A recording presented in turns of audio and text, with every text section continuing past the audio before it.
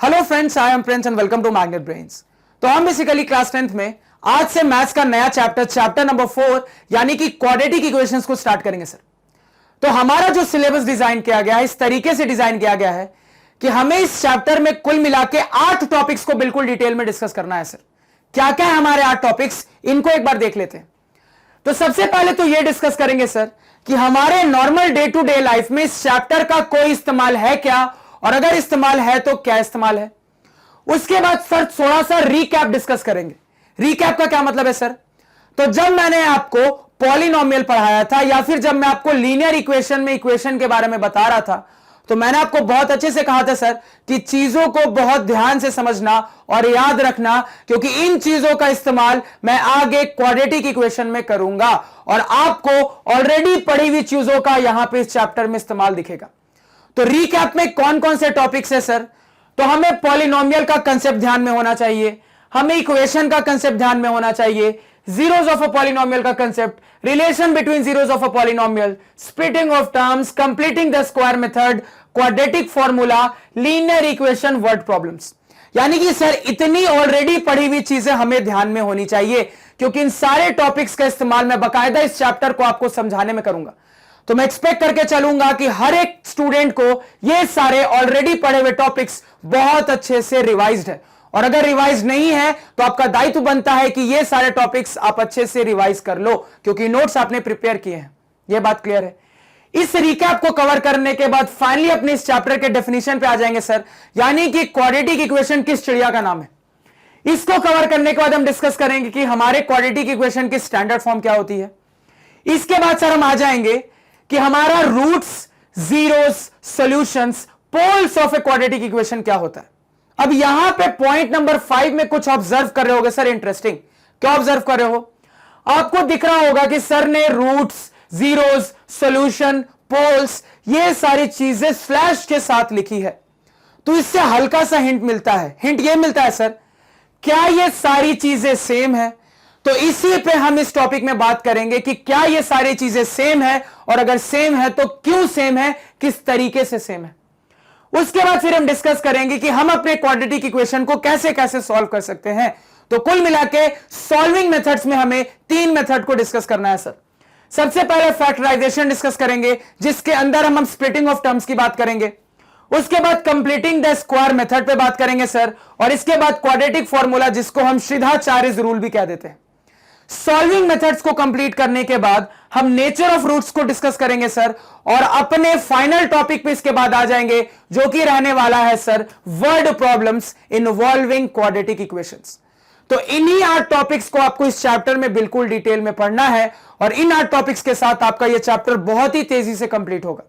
अब अपने सबसे पहले टॉपिक के साथ अपने इस चैप्टर की कहानी स्टार्ट करते हैं सर। तो कहानी में आपको 2 पिक्चर्स दिख रहे होंगे। इन पिक्चर्स को पहले थोड़ा सा ध्यान से देख लो, अच्छे से देख लेना, क्योंकि यहां से मैं आपसे एक सवाल पूछूंगा। देख लिया? अब देखो मेरा सवाल क्या है। तो सर कुल मिला के हम अगर कोई भी चीज पढ़ते हैं ना, तो एज ए स्टूडेंट हमारा यह दायित्व बनता है ना कि उस चीज को हम प्रैक्टिकल पॉइंट ऑफ व्यू से पढ़े। यानी अगर हम किसी चीज को पढ़ रहे हैं तो इस तरीके से सोचते हुए पढ़े कि क्या यह पढ़ी हुई चीज को मैं अपने normal day to day life में कभी इमरजेंसी आने पे, जरूरत पड़ने पे इस्तेमाल कर सकता हूं, और अगर इस्तेमाल करूंगा तो कैसे इस्तेमाल करूंगा, यह हमें जरूर पता होना चाहिए। और मैथ्स और साइंस तो ऐसा सब्जेक्ट है जो कि आंखों के सामने होता हुआ दिखता है, तो प्रैक्टिकल एप्लीकेशन तो आपको बहुत अच्छे से हर एक चैप्टर का क्लियर होना चाहिए। और मैं अपने स्टूडेंट्स को हमेशा इस तरीके से समझाने की कोशिश करता हूं कि प्रैक्टिकली आप अपनी पढ़ी हुई चीजों को अपनी आंखों के सामने होते हुए को रिलेट कर पाओ। तो इस चैप्टर का भी कोई प्रैक्टिकल एप्लीकेशन है क्या? बिल्कुल प्रैक्टिकल एप्लीकेशन है, और इनफैक्ट बहुत बड़ा प्रैक्टिकल एप्लीकेशन है सर। क्या प्रैक्टिकल एप्लीकेशन है, अब उसको यहां पे थोड़ा सा डिस्कस करते हैं। तो अगर मैं अपने सबसे पहले जीआईएफ की बात करूं सर, तो यहां पे मुझे क्या दिख रहा है सर? एक तोप है, तोप से तोप का गोला लॉन्च हुआ और कुछ इस तरीके से जाके गिरा सर। अब यहां पे मेरी बात ध्यान से सुनना।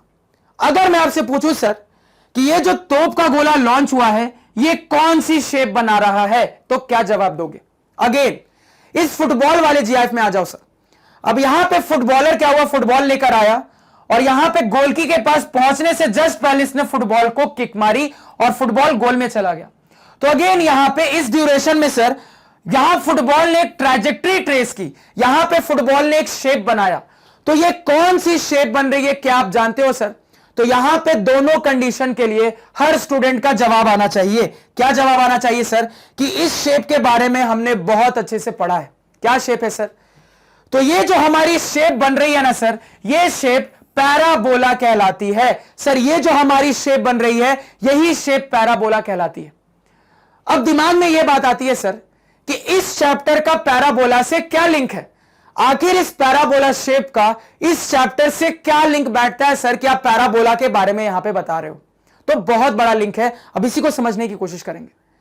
तो यहां से तो सर एक चीज रियलाइज होती है कि हमने जो अपने चैप्टर पॉलिनोमियल में पैराबोला के बारे में पढ़ा है, यह पैराबोलिक शेप बहुत ज्यादा रियल लाइफ में एप्लीकेशन रखती है, क्योंकि आपको अपने आंखों के सामने कई जगह पैराबोलिक शेप अकर करती हुई दिखती है, और इन्हीं कुछ एग्जांपल्स को यहां पे हमने लिया है। मैं यहां पे सर तोप से तोप के गोले के लॉन्च करने की बात करूं, या फिर फुटबॉल में गोल्स की बात करूं, और भी एग्जांपल्स हो सकते हैं। जैसे कि आपने वाटर फाउंटेन्स देखे होंगे, पानी का झरना देखा होगा। तो अगर आपने ऑब्जर्व किया है सर, तो पानी के झरने से जो पानी गिरता है वो अगेन एक पैराबोलिक शेप लेकर गिरता है। आपने बहुत सारे कंस्ट्रक्शन देखे होंगे सर, बहुत सारे ब्रिजेस देखे होंगे, बहुत सारे पुल का निर्माण देखा होगा जो कि पैराबोलिक शेप का होता है। तो इससे इतना तो जरूर समझ में आता है सर कि पैराबोलिक शेप का हमारे रियल लाइफ में बहुत ज्यादा एप्लीकेशन है। अब सवाल यह उठता है सर कि यह पैराबोलिक शेप हमारे चैप्टर से कैसे कनेक्टेड है? तो अब हर बात को ध्यान से सुनना सर। हमने बहुत अच्छे से देखा था सर अपने चैप्टर पॉलिनोमियल में कि पैराबोलिक शेप को अगर आपको स्टडी करना है तो आपको मैथमेटिक्स का सहारा लेना पड़ेगा। और पैराबोलिक शेप की स्टडी के लिए मैथमेटिक्स में हम क्या यूज करते हैं सर? तो हमने जाना था कि अगर हम क्वाड्रेटिक पॉलिनोमियल को प्लॉट करते हैं तो क्वाड्रेटिक पॉलिनोमियल ही जो हमें शेप देता है सर, वो कर्व की शेप एक पैराबोला होती है। मैं अपनी बात को रिपीट करता हूं। हमने बहुत अच्छे से पॉलिनोमियल में पढ़ा था सर कि कभी भी अगर हम एक क्वाड्रेटिक पॉलिनोमियल को प्लॉट करेंगे तो हमारे पास जो शेप आती है वो पैराबोला की आती है। तो इससे मुझे यह समझ में आता है सर कि अगर मुझे कहीं पे भी अपने पैराबोलिक शेप की स्टडी करनी है तो उसके लिए मैथमेटिक्स का सहारा लेना पड़ेगा। और मैथमेटिक्स में किस चीज का सहारा लेना पड़ेगा सर? तो मुझे मैथमेटिक्स में क्वाड्रेटिक पॉलिनोमियल का सहारा लेना पड़ेगा अगर मुझे पैराबोला की स्टडी करनी है। अब आगे सर चैप्टर का नाम क्वाड्रेटिक इक्वेशन है, आप अगेन क्वाड्रेटिक पॉलिनोमियल की बात कर रहे हो। अब क्या क्वाड्रेटिक पॉलिनोमियल क्वाड्रेटिक इक्वेशन से कनेक्टेड है? तो बिल्कुल कनेक्टेड है सर। आगे जाके जब हम क्वाड्रेटिक इक्वेशन की डेफिनेशन समझेंगे तो वहां पे यह बात को क्लियरली समझेंगे सर कि क्वाड्रेटिक इक्वेशन को डिफाइन करने के लिए आपको क्वाड्रेटिक पॉलिनोमियल के कंसेप्ट की ही जरूरत पड़ती है। मैं अगेन अपनी बात को यहां पे फिर से रिपीट करता हूं। मैं यहां पे आपको कह रहा हूं सर कि आगे जाकर जब हम क्वाड्रेटिक इक्वेशन की डेफिनेशन देखेंगे तो हम ये जानेंगे कि क्वाड्रेटिक इक्वेशन को डिफाइन करने के लिए हमें क्वाड्रेटिक पॉलिनोमियल के कंसेप्ट की ही जरूरत पड़ती है। तो अल्टीमेटली कहां पहुंच गए सर? क्वाड्रेटिक इक्वेशन पे पहुंच गए। तो यहां से मुझे यह समझ में आता है सर कि ये जो पैराबोलिक शेप है ये हमारे प्रैक्टिकल लाइफ में बहुत ज्यादा इंपॉर्टेंस रखती है, और अल्टीमेटली इस शेप के मैथमेटिकली स्टडी करने के लिए मुझे कहीं ना कहीं क्वाड्रेटिक इक्वेशन की जरूरत पड़ेगी। अब कैसे जरूरत पड़ेगी सर? इसी को हम आगे सीखेंगे। और ये चीज आप जब हायर क्लासेस में जाओगे तो बहुत ज्यादा रियलाइज करोगे। जैसे मान लो एक वॉर चल रही है, ठीक है, टीम ए और टीम बी में एक वॉर चल रही है, पूरे तोप गोलों का इस्तेमाल हो रहा है।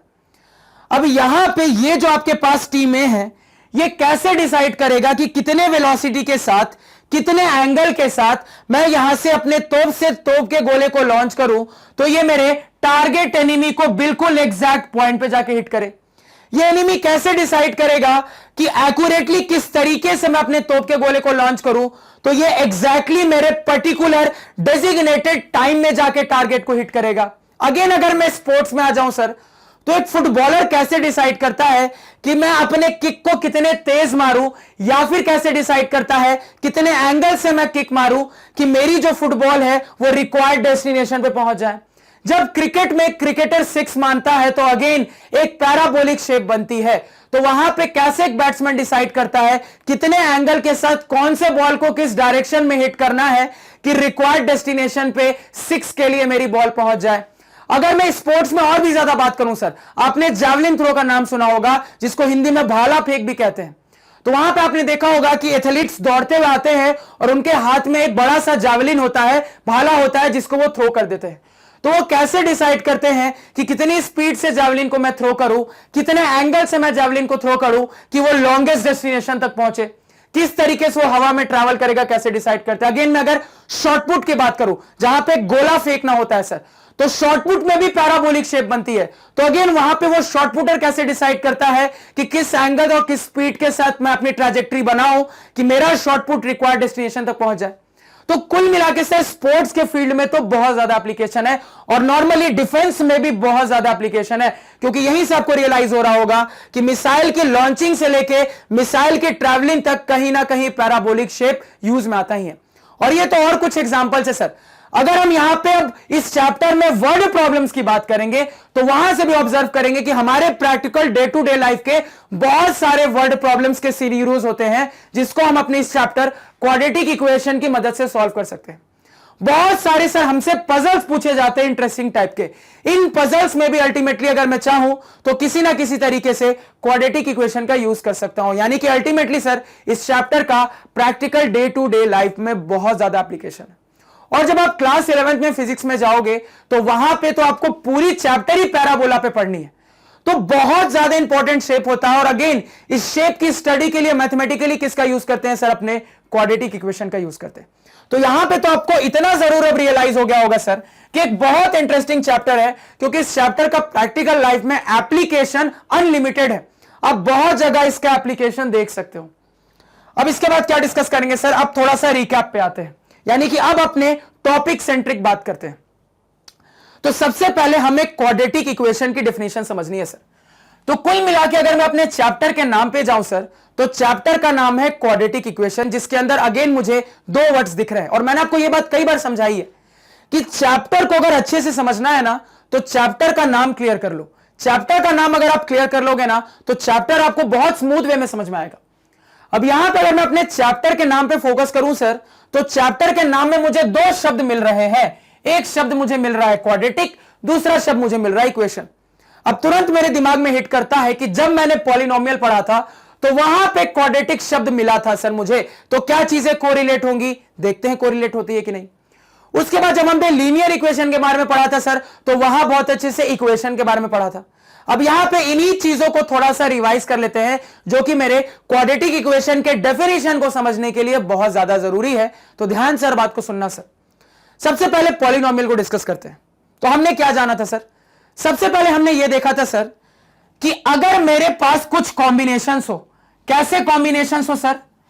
तो मेरे जो कॉम्बिनेशंस हो वो इस तरीके से हो कि एक कांस्टेंट टर्म हो और एक मेरे पास वेरिएबल टर्म हो। एक कांस्टेंट पार्ट हो सर और एक वेरिएबल पार्ट हो।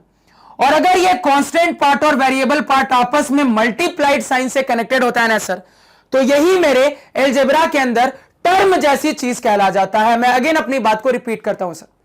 हमने बहुत अच्छे से पॉलिनोमियल में सीखा था कि अगर हमारे पास कोई कांस्टेंट वाला सेक्शन है और वेरिएबल वाला सेक्शन है और ये सेक्शन आपस में मल्टीप्लाई साइन के साथ कनेक्टेड है सर, तो यही टर्म जैसी चीज कहला जाती है। और अगर यही बहुत सारे टर्म्स आपस में प्लस या माइनस साइन के साथ कनेक्टेड होते हैं सर, तो यह मेरा अलजेब्रिक एक्सप्रेशन कहला जाता है। फिर हमने यह भी जाना था सर कि यह अलजेब्रिक एक्सप्रेशन पॉलिनोमियल कब कहलाएगा, तो उसके लिए एक स्पेशल कंडीशन होती है। स्पेशल कंडीशन क्या होती है सर? तो पॉलिनोमियल कहलवाने के लिए आपके पास ये जो टर्म्स होते हैं ना सर, ये प्रॉपर टर्म की डेफिनेशन को सेटिस्फाई करना चाहिए। तो आखिर कब कोई चीज टर्म कहलाती है सर? तो हमने सीखा था कि हमारे पास ये जो कांस्टेंट और वेरिएबल पार्ट का कॉम्बिनेशन है सर, उस कॉम्बिनेशन को अगर टर्म कहलाना है तो उसके लिए दो कंडीशन सेटिस्फाई होनी चाहिए सर। कौन कौन सी कंडीशन? तो हमने ये देखा था सर कि सो कॉल्ड टर्म कहलवाने के लिए हमारे पास ये जो कांस्टेंट का पार्ट है ये हमेशा एक रियल नंबर होना चाहिए। इसके बाद हमने ये देखा था सर कि हमारा जो वेरिएबल का पार्ट है, अब हो सकता है हमारे वेरिएबल के पार्ट में एक वेरिएबल हो सकता है एक से ज्यादा वेरिएबल हो जो कि आपस में मल्टीप्लाई साइड के साथ कनेक्टेड हो। इन एनी केस एक वेरिएबल हो या फिर एक से ज्यादा वेरिएबल हो जो कि मल्टीप्लाई साइन के साथ कनेक्टेड है, उनकी पावर मुझे देखनी होती है। तो सर यहां पे टर्म की डेफिनेशन ये कहती है कि आपके वेरिएबल की पावर हमेशा एक नॉन नेगेटिव इंटीजर होनी चाहिए। मैं अपनी बात को रिपीट करता हूं, आपके टर्म की डेफिनेशन कहती है सर कि आपके टर्म के अंदर जो वेरिएबल का पार्ट है उस वेरिएबल की पावर हमेशा और हमेशा एक नॉन नेगेटिव इंटीजर होनी चाहिए। तो वेरिएबल वाला पार्ट और कांस्टेंट वाला पार्ट, इन दोनों में जो हमारी दो कंडीशन है, अगर ये दोनों कंडीशन मुझे सेटिस्फाई होती हुई दिखती है सर, तभी उस चीज को हम टर्म कह देते हैं। और एक बार कोई चीज जब टर्म कहलवाती है उसके बाद ही हम पॉलिनोमियल की बात कर सकते हैं। तो हमने क्या जाना था सर? तो पॉलिनोमियल की डेफिनेशन अब ये कहती है सर कि हमारे पास प्रॉपरली टर्म्स होने चाहिए, और ये टर्म्स अगर आपस में प्लस माइनस साइन के साथ कनेक्टेड होते हैं तो यही कॉम्बिनेशन मेरा पॉलिनोमियल कहला जाता है। ये नॉर्मली हम सीख कर आ रहे थे सर, इतना पॉलिनोमियल के बारे में जानते थे। उसके बाद हमने डिग्री ऑफ ए पॉलिनोमियल का भी कंसेप्ट समझा था सर। तो वहां पे क्या समझा था? तो हमने ये जाना था सर कि हमारे पॉलिनोमियल के अंदर जो टर्म्स होते हैं सर, हर टर्म की कोई ना कोई डिग्री होती है। हमने क्या जाना था सर कि हमारे पॉलिनोमियल के अंदर जितने टर्म्स है, हर टर्म की कुछ ना कुछ डिग्री होती है। तो आखिर टर्म की डिग्री को कैसे डिफाइन किया गया है? तो हमने देखा था सर कि टर्म की डिग्री बताने के लिए आपको अपने टर्म के वेरिएबल के पार्ट को देखने की जरूरत है। तो वेरिएबल के पार्ट में क्या देखने की जरूरत है सर? तो आपको अपने वेरिएबल के पार्ट में वेरिएबल के पावर को देखने की जरूरत है। अब कितने वेरिएबल है फर्क नहीं पड़ता है सर, हर वेरिएबल की आपको पावर देखनी है, और उन वेरिएबल के जो भी पावर है ना सर, उनके पावर को ऐड कर देना है। तो उन वेरिएबल्स के पावर को ऐड करने के बाद मेरे पास जो रिजल्ट आता है, या फिर कह लो अगर आपके टर्म में एक ही वेरिएबल है तो उस वेरिएबल की जो भी पावर होगी, तो इन दोनों ही केस में ये जो पावर का कंसेप्ट बनता है सर, यही मेरा डिग्री ऑफ टर्म कहला जाता है। यानी कि अगर आपके टर्म में सिर्फ एक वेरिएबल का इस्तेमाल हुआ है तो उस वेरिएबल की जो पावर होगी ना सर, वही आपके उस टर्म की डिग्री कहला जाती है। और अगर आपके टर्म में एक से ज्यादा वेरिएबल का इस्तेमाल हुआ है तो हर वेरिएबल की जो पावर है सर, उन पावर्स को ऐड कर दो। तो ऐड करने के बाद जो आपके पास पावर आती है वो आपके उस टर्म की डिग्री कहला जाती है सर। तो ये हमने अपने टर्म की डिग्री का कंसेप्ट समझा था। फिर पॉलिनोमियल की डिग्री क्या कहलाती है? तो हमने ये जाना था सर कि ऑब्वियस सी बात है कि आपके पॉलिनोमियल में बहुत सारे टर्म हो सकते हैं, हर टर्म की कुछ ना कुछ डिग्री होगी। अब आपके पॉलिनोमियल में जिस टर्म की हाईएस्ट डिग्री होती है, आपके पॉलिनोमियल में जिस टर्म की सबसे ज्यादा डिग्री होती है सर, तो वही डिग्री आपके पॉलिनोमियल की भी डिग्री कहलाने लगती है। अगेन अपनी बात को मैं रिपीट करता हूं सर, हमने देखा था कि आपके पॉलिनोमियल के अंदर जो हाईएस्ट डिग्री वाला टर्म है ना सर, उसी हाईएस्ट डिग्री वाले टर्म की जो डिग्री होती है वो ओवरऑल मेरे पॉलिनोमियल की डिग्री कहला जाती है। उसके बाद हमने ये जाना था सर कि हम डिग्री के बेसिस पर अपने पॉलिनोमियल को क्लासिफाई कर सकते हैं। अगर हमारे पॉलिनोमियल की डिग्री 1 है तो उसको लीनियर पॉलिनोमियल कह देते हैं। अगर हमारे पॉलिनोमियल की डिग्री 2 है तो क्वाड्रेटिक कहला जाता है, डिग्री 3 है तो क्यूबिक कहला जाता है, डिग्री 4 है तो बाई क्वाड्रेटिक कहला जाता है। यहां पे हमारा फोकस कहां रहेगा सर? तो यहां पे हमारा फोकस क्वाड्रेटिक पे रहेगा। यानी अगर मुझे यह दिख रहा हो सर कि मेरे पॉलिनोमियल की डिग्री 2 है तो ऐसे पॉलिनोमियल को ही हम क्वाड्रेटिक पॉलिनोमियल कह देते हैं सर, क्योंकि मुझे पता है इस चैप्टर को समझने के लिए क्वाड्रेटिक पॉलिनोमियल के कंसेप्ट का सर इस्तेमाल करेंगे। अब आगे बात करते हैं सर। अब यहां पे अपने लीनियर इक्वेशन वाले चैप्टर के थोड़े से कंसेप्ट पे आते हैं। अब हमने इक्वेशन की डेफिनेशन क्या देखी थी सर? तो हमने ऑब्जर्व किया था कि अगर एक अलजेब्रिक एक्सप्रेशन और दूसरा अलजेब्रिक एक्सप्रेशन, यानी कुल मिला के अगर मेरे पास दो अलजेब्रिक एक्सप्रेशन हो सर, और ये दोनों अलजेब्रिक एक्सप्रेशन एक दूसरे से इज इक्वल टू साइन से कनेक्टेड हो, तो यही जो पूरा रिजल्ट होता है सर, यही रिजल्ट मेरा इक्वेशन कहला जाता है। या इसी बात को हमने जाना था, ऐसे भी कह सकते हैं सर कि अगर हमारे पास दो पॉलिनोमियल्स हो और ये दोनों पॉलिनोमियल्स आपस में एक दूसरे से इज इक्वल टू साइन से कनेक्टेड हो सर, तो इसी कॉम्बिनेशन को हम क्या कह देते हैं? इक्वेशन कह देते हैं। अब सवाल यह उठता है सर यहां पे कि क्वाड्रेटिक इक्वेशन कब कहेंगे? अब अपनी दोनों रिवाइज की हुई चीजों को कंबाइन करते हैं। तो मेरी बात यहां पे बिल्कुल अब ध्यान से सुनना सर। अब अपने डेफिनेशन पे आ जाते हैं अपने रिकैप को देखने के बाद। तो क्या होता है कुल मिला के क्वाड्रेटिक इक्वेशन? तो बड़े ध्यान से चीजों को सुनना सर। तो बेसिकल इक्वेशन में क्या जाना कि अगर दो पॉलिनोमियल्स हैं और ये दोनों पॉलिनोमियल्स आपस में इज इक्वल टू साइन से कनेक्टेड है, तो ये इक्वेशन कहलाएगा। अब देखो, इधर भी एक पॉलिनोमियल है, इधर भी एक पॉलिनोमियल है। अब बहुत अच्छे से हम ये पॉलिनोमियल में पढ़ के आ रहे हैं सर कि अगर दो side polynomial is equal to k, तो मैं अपने पॉलिनोमियल के टर्म्स को रीअरेंज कर सकता हूं, अपने टर्म्स को इधर उधर कर सकता हूं। अब अगर मैं अपने पॉलिनोमियल के टर्म्स को इधर उधर करूं और इसके बाद सिंप्लीफाई होने के बाद, अपने टर्म्स को इधर उधर करने के बाद, अपने टर्म्स के सिंप्लीफाई होने के बाद हम एक ऐसे रिजल्ट पे पहुंचे सर, हम एक ऐसे रिजल्ट पे पहुंचे सर कि एक साइड तो हमारे पास एक पॉलिनोमियल बचा हो। कैसा पॉलिनोमियल सर? क्वाड्रेटिक पॉलिनोमियल बचा हो। मैं अपनी बात को रिपीट करता हूं। इस पॉलिनोमियल बराबर पॉलिनोमियल को रीअरेंज करके सिंप्लीफाई करने के बाद अगर हम एक ऐसे रिजल्ट पे पहुंचे सर कि उस रिजल्ट में इज इक्वल टू के एक साइड तो मेरे पास क्वाड्रेटिक पॉलिनोमियल मुझे दिखने लगे और दूसरे साइड मुझे जीरो दिखने लगे। मैं अपनी बात को रिपीट करता हूं सर। इस पॉलिनोमियल बराबर पॉलिनोमियल के पार्ट को अगर हम सिंप्लीफाई करें, टर्म्स को इधर उधर करके रीअरेंज करें और रीअरेंज करने के बाद हम एक ऐसी सिचुएशन पे पहुंचे जहां पे सर इज इक्वल टू के एक साइड मुझे अपना क्वाड्रेटिक पॉलिनोमियल दिखने लगे और दूसरी साइड जीरो दिखने लगे, तो यही जो मेरे पास ऐसी इक्वेशन क्रिएट होती है सर। इक्वेशन क्रिएट हो रही है, बिल्कुल क्रिएट हो रही है सर। तो मेरे पास जब सिंप्लीफाई होने के बाद ऐसी इक्वेशन क्रिएट होती है जहां पे मुझे दिखे सर कि मेरे इज इक्वल टू के एक साइड क्वाड्रेटिक पॉलिनोमियल है और इज इक्वल टू के दूसरे साइड जीरो है सर, तो यही जो मेरे पास इक्वेशन क्रिएट होती है, यही इक्वेशन क्वाड्रेटिक इक्वेशन कहलाती है। अब जैसा कि मैंने आपको कहा था कि क्वाड्रेटिक इक्वेशन को बताने के लिए क्वाड्रेटिक पॉलिनोमियल के डेफिनेशन की जरूरत पड़ती है सर, वो क्लियरली यहां पे आपको दिख रहा है। अब ये जो चीज मैंने आपको समझाई सर, बस यही चीज आपको यहां लिखी हुई मिल रही है पॉइंट नंबर 2 में।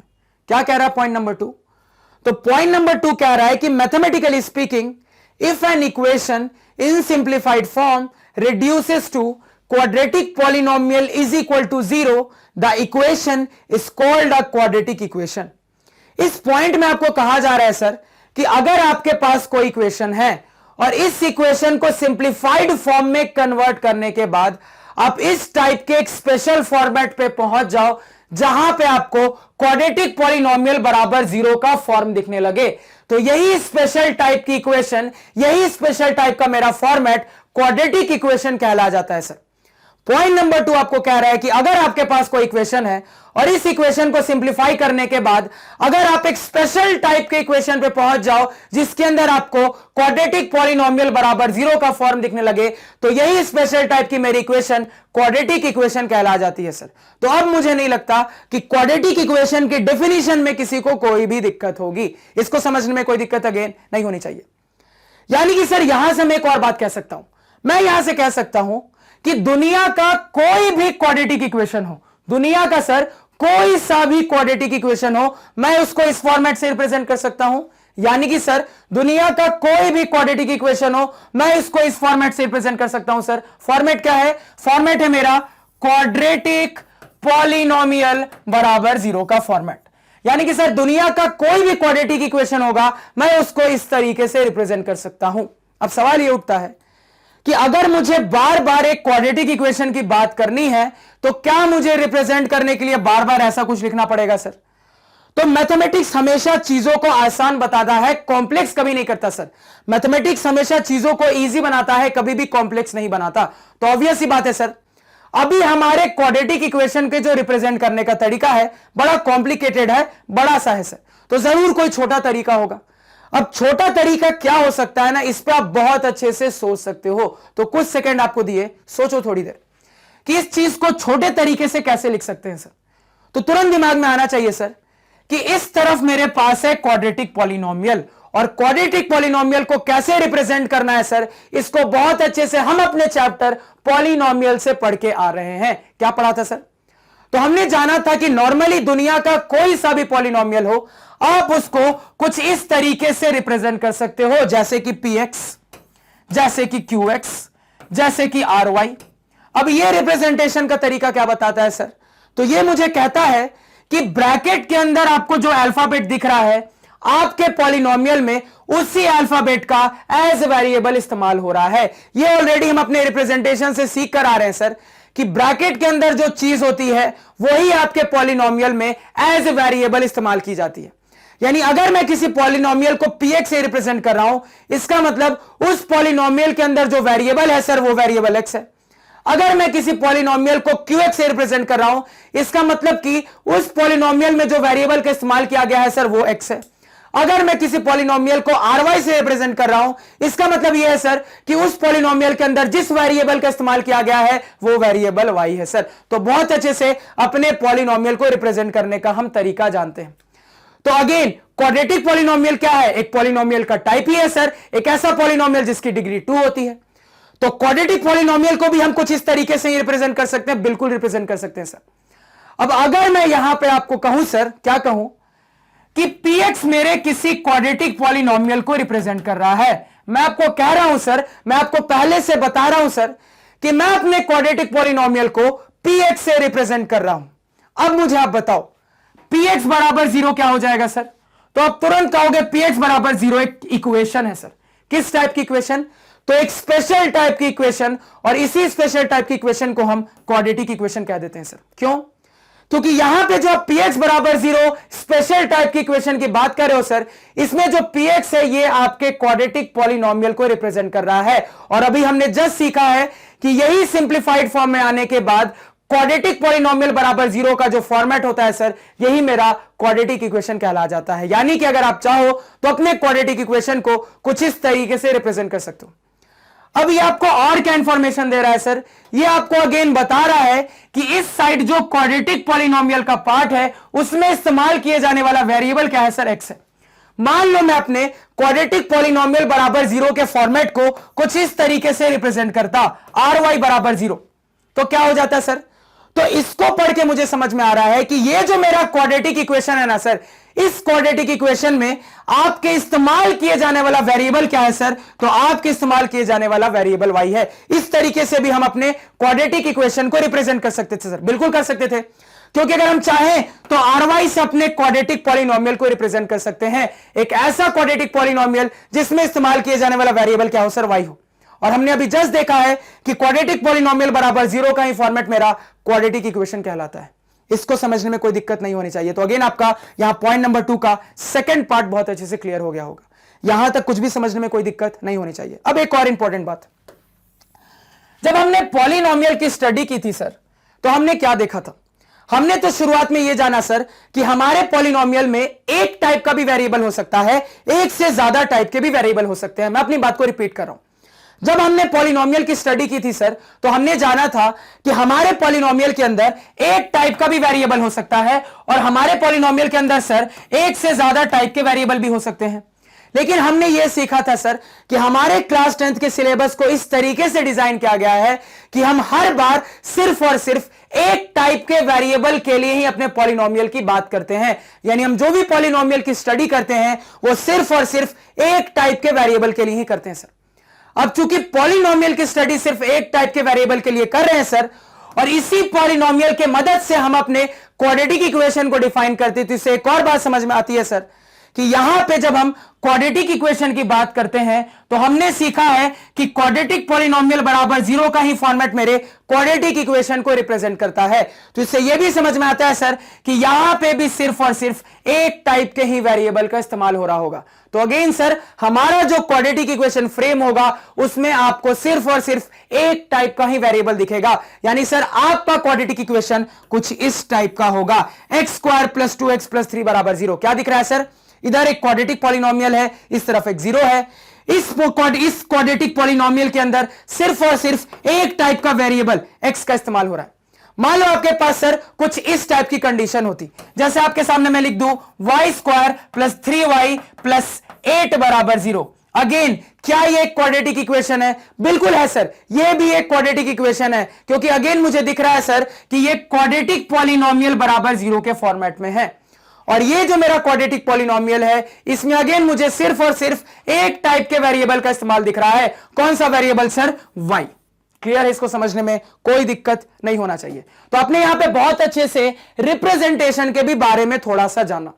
इस पूरे स्लाइड को समझने में कोई दिक्कत अगेन नहीं होनी चाहिए सर। अब देखो, अब यहां पे स्टैंडर्ड फॉर्म की बात करेंगे, तो फिर से हर बात को अब ध्यान से सुनते जाना सर।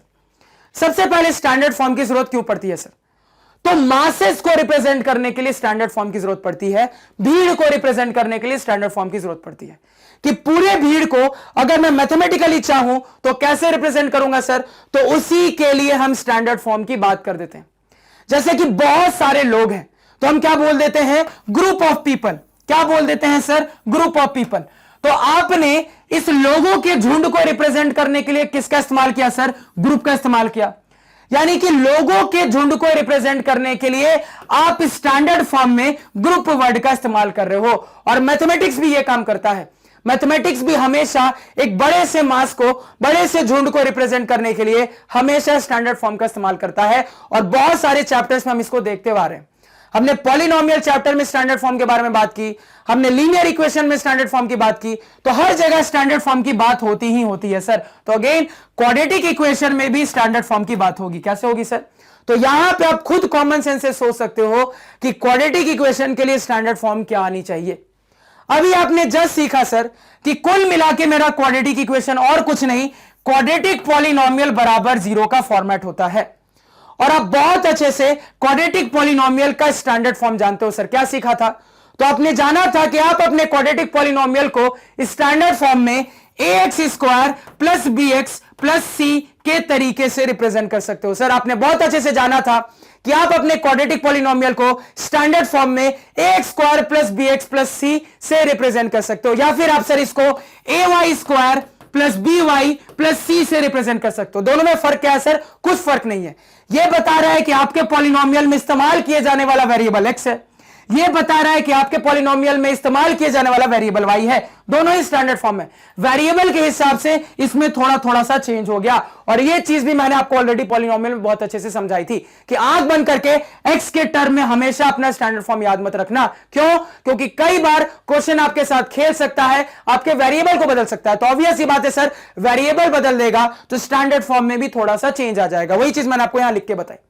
तो अब यहां पे आप बहुत अच्छे से गेस कर सकते हो सर कि क्वाड्रेटिक इक्वेशन का स्टैंडर्ड फॉर्म क्या होगा। तुरंत बोल दोगे सर कि अगर आप अपने क्वाड्रेटिक पॉलिनोमियल को इस तरीके से स्टैंडर्ड फॉर्म में रिप्रेजेंट करते हो और क्वाड्रेटिक पॉलिनोमियल बराबर 0 ही मेरा क्वाड्रेटिक इक्वेशन को रिप्रेजेंट करता है, तो यहां से मैं कह सकता हूं सर कि ax square plus bx plus c बराबर 0 ही हमारे क्वाड्रेटिक इक्वेशन का स्टैंडर्ड फॉर्म होगा, या फिर ay square plus by plus c बराबर 0 ही हमारे क्वाड्रेटिक इक्वेशन का स्टैंडर्ड फॉर्म होगा। सर अगर x के टर्म में इक्वेशन है तो यह हमारे क्वाड्रेटिक इक्वेशन का स्टैंडर्ड फॉर्म हो जाएगा, अगर y के टर्म में इक्वेशन है तो यह हमारे क्वाड्रेटिक इक्वेशन का स्टैंडर्ड फॉर्म हो जाएगा। सर फटाफट इसको नोट डाउन करो, क्लियर है।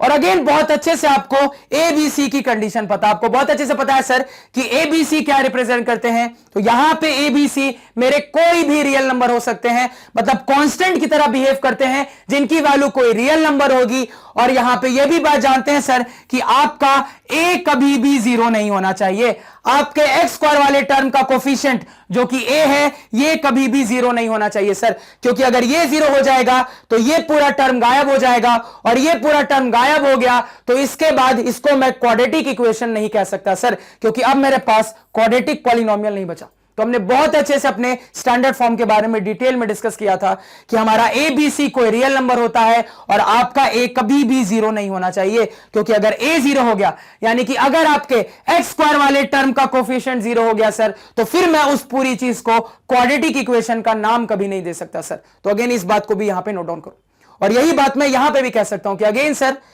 ये मुझे बता रहा है कि आपके स्टैंडर्ड फॉर्म में आपके इक्वेशन में इस्तेमाल किए जाने वाला वेरिएबल y है। ए बी सी अगेन आपका कोई रियल नंबर होगा सर, और आपका ए कभी भी 0 नहीं होना चाहिए, यानी कि वाई स्क्वायर वाले टर्म का कोफिशिएंट कभी भी 0 नहीं होना चाहिए, क्योंकि अगर 0 हो गया तो इसको फिर मैं क्वाड्रेटिक इक्वेशन नहीं कह सकता हूं। इसको समझने में कोई दिक्कत अगेन नहीं होनी चाहिए। अब देखो यहां पे, तो यहां से मुझे बहुत अच्छे सर अपने क्वाड्रेटिक इक्वेशन के स्टैंडर्ड फॉर्म के बारे में क्लियर हो गया। तो स्टैंडर्ड फॉर्म का क्या मतलब होता है सर, जो कि एक झुंड को, बहुत बड़े मास को रिप्रेजेंट कर ले। तो यहां से यह समझ में आता है सर कि दुनिया का कोई भी एक वेरिएबल वाला अगर क्वाड्रेटिक इक्वेशन हुआ, दुनिया का कोई भी अगर एक वेरिएबल वाला क्वाड्रेटिक इक्वेशन हुआ, क्यों मैं ऐसा कह रहा हूं सर, क्योंकि हमारी जो भी स्टडी होगी वो एक वेरिएबल में ही होती है। ये ऑलरेडी मैंने आपको पॉलिनोमियल में ही सिखा दिया था।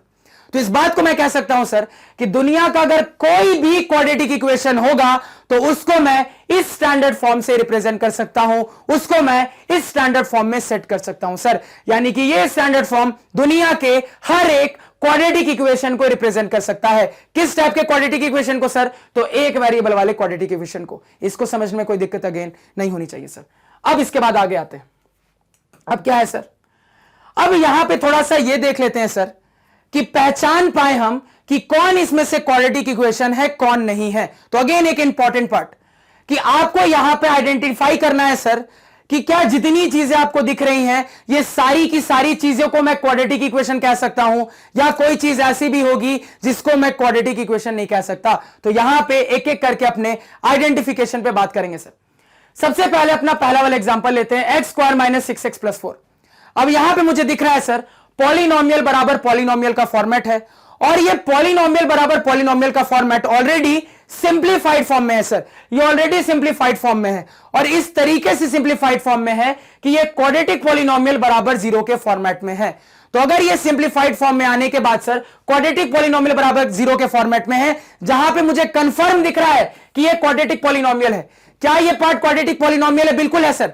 सबसे पहले तो ये पॉलिनोमियल होने की सारी कंडीशन को सेटिस्फाई कर रहा है, और उसमें भी डिग्री 2 का पॉलिनोमियल है। तो जी हां, ये एक क्वाड्रेटिक पॉलिनोमियल है, और क्वाड्रेटिक पॉलिनोमियल बराबर 0, तो तुरंत कह देंगे सर कि हां ये एक क्वाड्रेटिक इक्वेशन है सर, ये क्वाड्रेटिक इक्वेशन को रिप्रेजेंट कर रहा है। दूसरे एग्जांपल पर आते हैं सर। अगेन क्या दिख रहा है यहां पे? अगेन यहां पे मुझे क्या दिख रहा है सर कि मेरे पास पॉलिनोमियल बराबर पॉलिनोमियल का एक फॉर्मेट है, और ये पॉलिनोमियल बराबर पॉलिनोमियल का फॉर्मेट ऑलरेडी सिंप्लीफाइड फॉर्म में है सर। यहां पे ऑलरेडी ये सिंप्लीफाई होने के बाद मुझे क्वाड्रेटिक पॉलिनोमियल बराबर 0 के फॉर्मेट में दिख रहा है। अब क्या इसको मैं क्वाड्रेटिक पॉलिनोमियल कह सकता हूं? बिल्कुल कह सकता हूं सर। सबसे पहले तो ये पॉलिनोमियल बनने की सारी कंडीशन को सेटिस्फाई कर रहा है। उसके अलावा सर ये एक डिग्री 2 का पॉलिनोमियल है, जो कि मुझे क्लियरली दिख रहा है। तो ये एक क्वाड्रेटिक पॉलिनोमियल है, और यहां पे क्वाड्रेटिक पॉलिनोमियल बराबर 0 का फॉर्मेट है, यानी कि सर इसको मैं क्वाड्रेटिक इक्वेशन कह सकता हूं। तीसरे वाले एग्जांपल पे आता है। तीसरे वाले एग्जांपल थोड़ा अलग से लिखते हैं सर। तो ये है मेरा x प्लस 3/x बराबर x स्क्वायर। अब देखो, अभी ये सर सिंप्लीफाइड फॉर्म में नहीं है, ये पॉलिनोमियल बराबर पॉलिनोमियल के फॉर्म में। तो क्या हमने सीखा है? कुछ भी एनालाइज करने से पहले तो आप सिंप्लीफाइड फॉर्म में कन्वर्ट करो। तो थोड़ा सा पहले इसको सिंप्लीफाइड फॉर्म में कन्वर्ट करते हैं।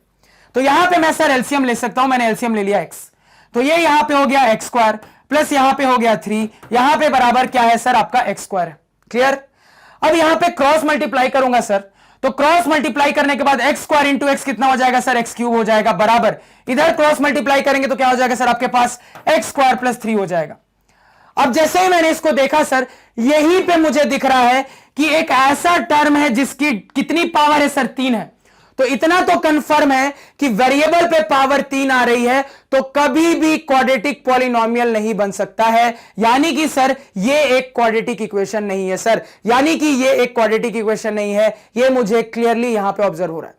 अगर और ज्यादा एनालाइज करूं तो मुझे यहां पे क्लियरली दिख रहा है सर कि अगर मैं अपनी इन दोनों टर्म को इधर बुला लेता हूं तो मेरे पास आ जाएगा x cube minus x square minus 3 बराबर 0। अब मेरे पास एक पॉलिनोमियल बराबर 0 का फॉर्मेट है, लेकिन ये पॉलिनोमियल क्वाड्रेटिक पॉलिनोमियल नहीं है सर, ये एक क्यूबिक पॉलिनोमियल है, क्योंकि ये एक डिग्री 3 का पॉलिनोमियल है। और मैंने जो भी पढ़ा है सर क्वाड्रेटिक इक्वेशन को डिफाइन करने के लिए, क्वाड्रेटिक पॉलिनोमियल बराबर 0 का फॉर्मेट पढ़ा है सर, और ये इस बात पे सेट नहीं हो रहा है, तो तुरंत कह देंगे सर कि ये क्वाड्रेटिक इक्वेशन को रिप्रेजेंट नहीं कर रहा है। नोट डाउन करो सर। नेक्स्ट एग्जांपल पे आते हैं।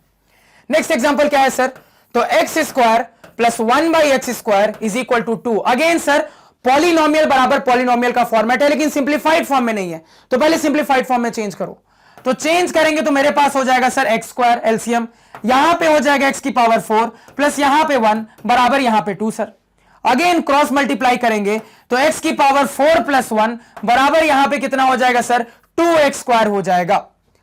अब इसको रीअरेंज करने की भी जरूरत नहीं है सर, यहीं पे दिख रहा है कि मेरे वेरिएबल की पावर 4 है, और जैसे ही वेरिएबल की पावर 4 हो गई, इतना तो कंफर्म है सर कि ये मेरा क्वाड्रेटिक पॉलिनोमियल तो नहीं बना सकता, ये एक हायर डिग्री का पॉलिनोमियल है।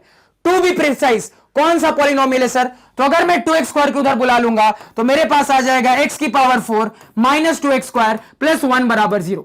तो पॉलिनोमियल बराबर 0 का तो फॉर्म आ गया सर, लेकिन ये पॉलिनोमियल एक क्वाड्रेटिक पॉलिनोमियल नहीं, ये एक बाई क्वाड्रेटिक पॉलिनोमियल है, क्योंकि डिग्री 4 का पॉलिनोमियल है सर।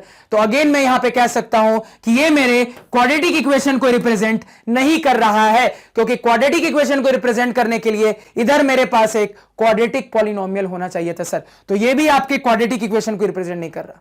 नेक्स्ट एग्जांपल पे आते हैं सर।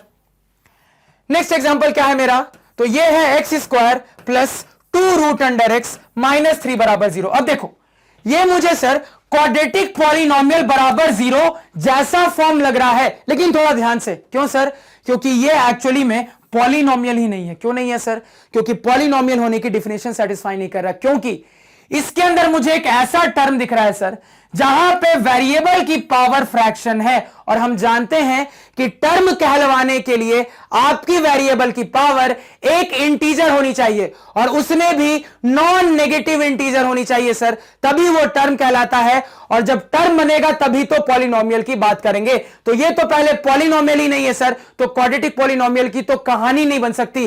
तो अगेन ये भी मेरे क्वाड्रेटिक इक्वेशन को रिप्रेजेंट नहीं कर रहा है सर। नेक्स्ट एग्जांपल पे आते हैं। नेक्स्ट एग्जांपल मेरा क्या है सर, तो ये है 3x square minus 4x plus 2 बराबर यहां पे 2x square minus 2x plus 4। अब मेरी बात ध्यान से सुनना सर। सर पॉलिनोमियल बराबर पॉलिनोमियल का फॉर्मेट तो है, लेकिन अभी सिंप्लीफाइड फॉर्म में नहीं है, तो पहले इसको सिंप्लीफाई कर लेते हैं। तो सिंप्लीफाई करने के लिए यहां के हर एक टर्म को इस तरफ बुला लेते हैं सर। तो 3x स्क्वायर और ये प्लस 2x स्क्वायर इधर आएगा तो माइनस 2x स्क्वायर बन जाएगा सर।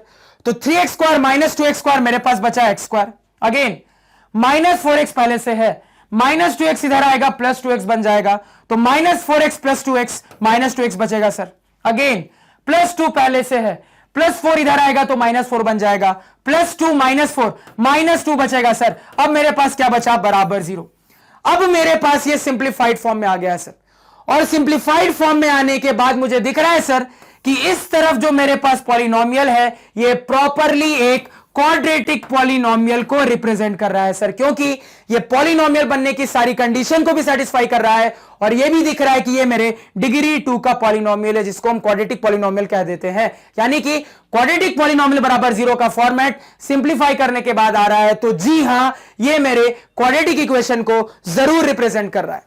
नोट डाउन करो इसको। नेक्स्ट सवाल देखते हैं सर। यहां पे अब यहां पे अगर हम अपने नेक्स्ट सवाल की बात करें सर, तो ये रहा हमारा नेक्स्ट सवाल। क्या है सर, ये है minus 2x square plus x minus 101। अब ये एक बहुत अच्छा सवाल है, 5 सेकंड आपको दिए, सोच के बताओ कि ये मेरा क्वाड्रेटिक इक्वेशन को रिप्रेजेंट कर रहा है कि नहीं कर रहा है। सोच के बताना, और बहुत अच्छे से सोच के बताना, सबका जवाब आना चाहिए। अब देखो बहुत सारे स्टूडेंट ने यहां पे गलत जवाब दिया होगा, बहुत सारे स्टूडेंट ने कहा होगा सर कि ये पॉलिनोमियल है, दिख रहा है सर, और उसमें भी दिख रहा है कि ये क्वाड्रेटिक पॉलिनोमियल है, डिग्री 2 का पॉलिनोमियल है। तो क्वाड्रेटिक पॉलिनोमियल है तो सर, तो इसको क्या मैं क्वाड्रेटिक इक्वेशन कह सकता हूं? नहीं कह सकता हूं सर। क्यों? क्योंकि ये आधा हिस्सा है। मुझे बहुत अच्छे से पता है सर कि क्वाड्रेटिक इक्वेशन कहलवाने के लिए आपके पास क्वाड्रेटिक पॉलिनोमियल बराबर 0 का फॉर्मेट होना चाहिए। यहां पे आपके पास सिर्फ क्वाड्रेटिक पॉलिनोमियल का पार्ट है, बराबर 0 का तो कोई पार्ट ही नहीं है। तो अगर कुछ आगे है ही नहीं, आगे पीछे बराबर 0, तो ये अभी फिलहाल इक्वेशन के फॉर्मेट में नहीं है सर, ये सिर्फ और सिर्फ एक क्वाड्रेटिक पॉलिनोमियल को रिप्रेजेंट कर रहा है। जब ये इक्वेशन के फॉर्मेट में ही नहीं है सर, तो क्या मैं इसको क्वाड्रेटिक इक्वेशन कह सकता हूं? नहीं कह सकता हूं सर। एक बहुत अच्छा सवाल, नोट डाउन करो इसको। नेक्स्ट सवाल पे आते हैं। अब देखो नेक्स्ट सवाल मेरा क्या है। नेक्स्ट सवाल है मेरा √3x square minus 2x plus 1/2 बराबर 0। अब ये सोच के बताओ थोड़ी देर। अब यहां पे तुरंत कह देना सर कि ये मेरे क्वाड्रेटिक इक्वेशन को रिप्रेजेंट कर रहा है। क्यों कर रहा है सर? अब ध्यान से मेरी बात को सुनना।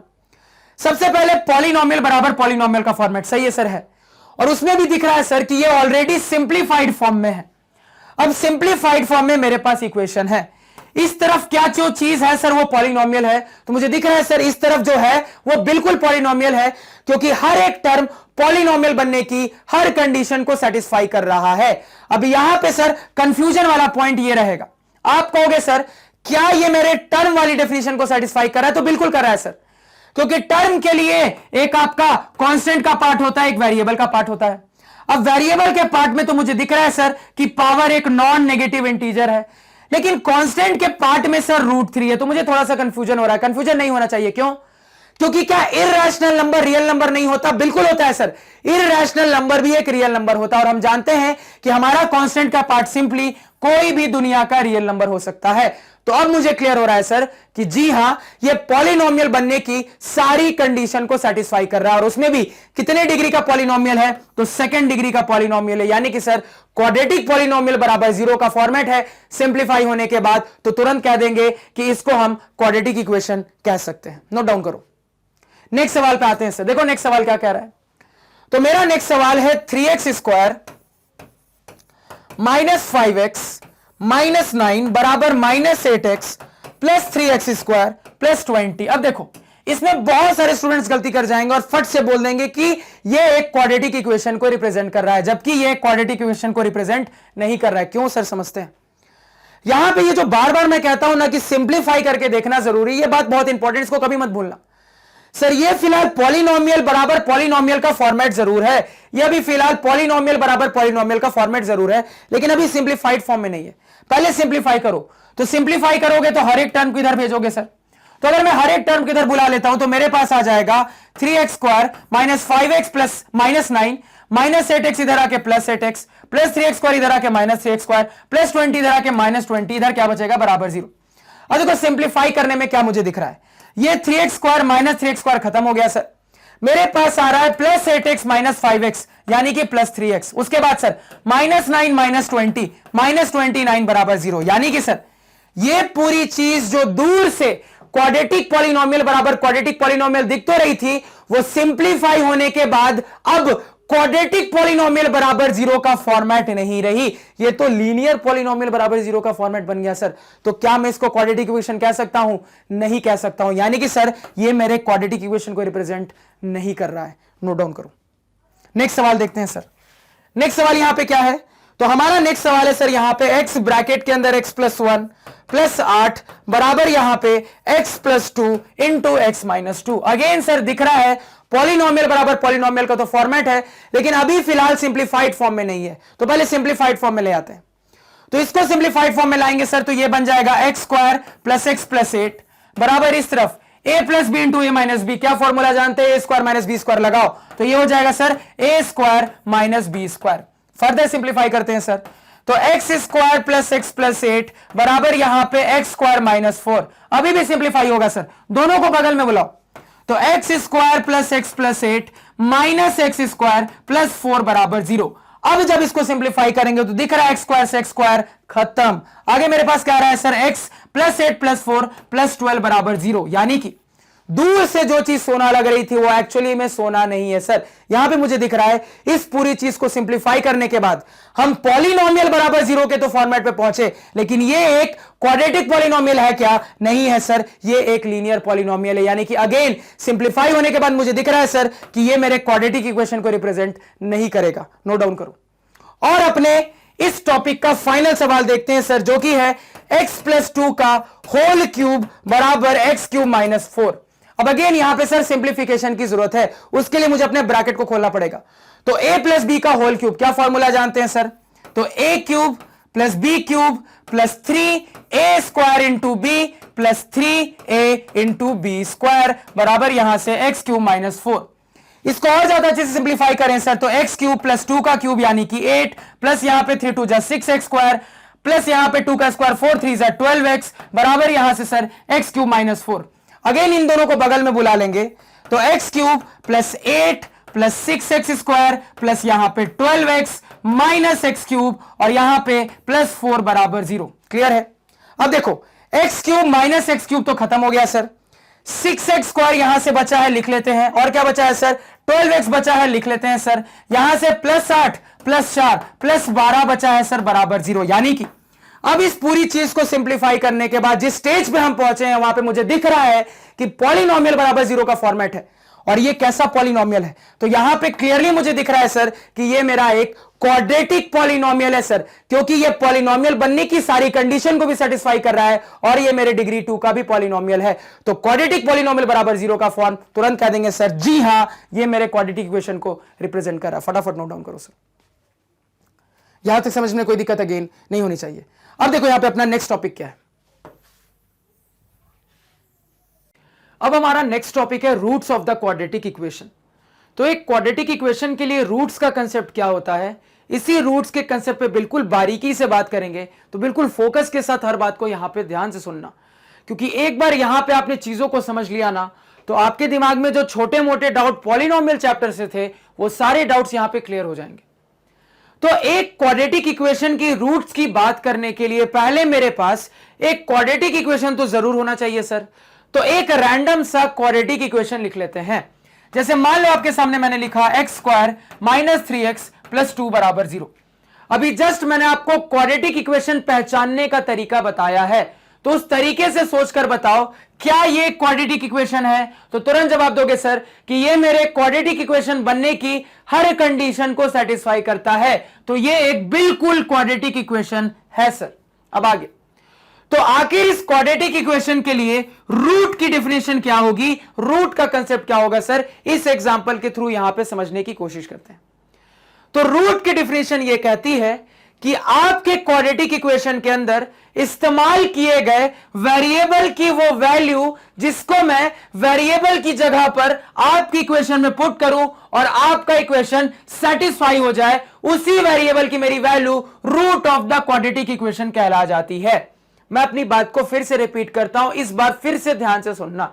मैंने आपको कहा सर कि आपके क्वाड्रेटिक इक्वेशन के अंदर इस्तेमाल किए गए वेरिएबल की वो वैल्यू जिसको मैं वेरिएबल की जगह पर आपके क्वाड्रेटिक इक्वेशन में पुट करूं और आपका इक्वेशन सेटिस्फाई हो जाए, वही मेरे वेरिएबल की value root of the quadratic equation कहला जाती है सर। तो सर वेरिएबल की वैल्यू पुट करने पे इक्वेशन सेटिस्फाई हो जाए, इसका क्या मतलब है? इसका मतलब यह है सर कि अगर मैं अपनी किसी वेरिएबल की वैल्यू अपने इस क्वाड्रेटिक इक्वेशन में पुट करूं और इसके बाद मेरे इस क्वाड्रेटिक इक्वेशन का LHS और RHS आपस में बराबर हो जाए, पुट करने के बाद मेरे इस क्वाड्रेटिक इक्वेशन का LHS और RHS आपस में बराबर हो जाए, इसी को हम कहते हैं सर कि हमारा इक्वेशन सेटिस्फाई हो रहा है, जो कि ऑलरेडी हम सीख कर आ रहे हैं। तो सर अगर मेरा क्वाड्रेटिक इक्वेशन स्टैंडर्ड फॉर्म में सेट है तो वो कुछ इस तरीके का होगा। कौन सा फॉर्मेट होता है सर? क्वाड्रेटिक पॉलिनोमियल बराबर 0 का फॉर्मेट। अब ऑब्वियस सी बात है सर, इस फॉर्मेट में मुझे दिख रहा है कि मेरे राइट हैंड साइड में क्या है सर? तो मेरे राइट हैंड साइड में 0 है। तो यहां से एक और तरीके से हम अपने root of the quadratic equation को डिफाइन कर सकते हैं। कैसे कर सकते हैं सर? तो हम ऐसा भी कह सकते हैं कि वेरिएबल की वो वैल्यू जिसको मैं वेरिएबल की जगह पर अपने क्वाड्रेटिक इक्वेशन में पुट करूं और उसके बाद मेरा लेफ्ट हैंड साइड 0 बन जाए, इसी को हम root of the quadratic equation कह देंगे। मैं अपनी बात को फिर से रिपीट करता हूं सर। यहां पे मैं आपको कह रहा हूं सर कि अगर आपका क्वाड्रेटिक इक्वेशन स्टैंडर्ड फॉर्म में सेट है तो कुछ इस तरीके का होगा, क्वाड्रेटिक पॉलिनोमियल बराबर 0। तो मैं रूट को ऐसे भी डिफाइन कर सकता हूं कि वेरिएबल की वो वैल्यू जिसको मैं वेरिएबल की जगह पर आपके क्वाड्रेटिक इक्वेशन में पुट करूं और आपके क्वाड्रेटिक इक्वेशन का LHS 0 के बराबर हो जाए, तो तुरंत क्या देंगे सर? वही मेरे क्वाड्रेटिक इक्वेशन का रूट है सर। इसमें किसी को कोई दिक्कत नहीं होनी चाहिए। यानी कि आप दोनों में से किसी तरीके से डिफाइन कर सकते हो।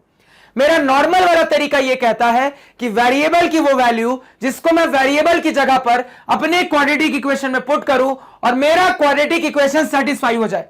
तो क्वाड्रेटिक इक्वेशन सेटिस्फाई होने का क्या मतलब है कि आपके क्वाड्रेटिक इक्वेशन का LHS RHS बराबर हो जाए सर, उसी वेरिएबल की वैल्यू को हम root of the quadratic equation कह देते हैं। और यहां से मैं एक और तरीके से कह सकता हूं सर कि अगर मेरा क्वाड्रेटिक इक्वेशन स्टैंडर्ड फॉर्म में सेट है तो कुछ इस तरीके का होगा, क्वाड्रेटिक पॉलिनोमियल बराबर 0। और सर रूट की डेफिनेशन क्या कह रहे हैं कि वेरिएबल की वो वैल्यू जिसको मैं वेरिएबल की जगह पर अपने इक्वेशन में पुट करूं तो मेरे इक्वेशन का LHS RHS आपस में बराबर हो जाए। अब अगर स्टैंडर्ड फॉर्म में है तो इतना तो कंफर्म है सर कि हर बार मेरा RHS 0 के बराबर होगा। तो यहां पे मैं एक और तरीके से रूट को ऐसे डिफाइन कर सकता हूं सर कि वेरिएबल की वो वैल्यू जिसको मैं वेरिएबल की जगह पर अपने क्वाड्रेटिक इक्वेशन में पुट करूं तो मेरा LHS 0 के बराबर हो जाए। तो ऑब्वियस सी बात है सर, अगर LHS 0 के बराबर हो गया तो आपका LHS RHS क्या हो गया?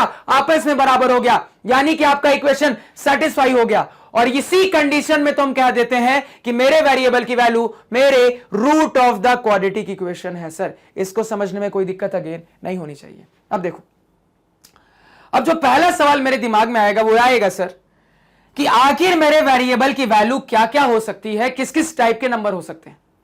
तो ऑब्वियस ही बात है, सर ने बस ये कहा वेरिएबल की वो वैल्यू, सर ने कुछ स्पेसिफाई करके नहीं बताया किस टाइप की वैल्यू।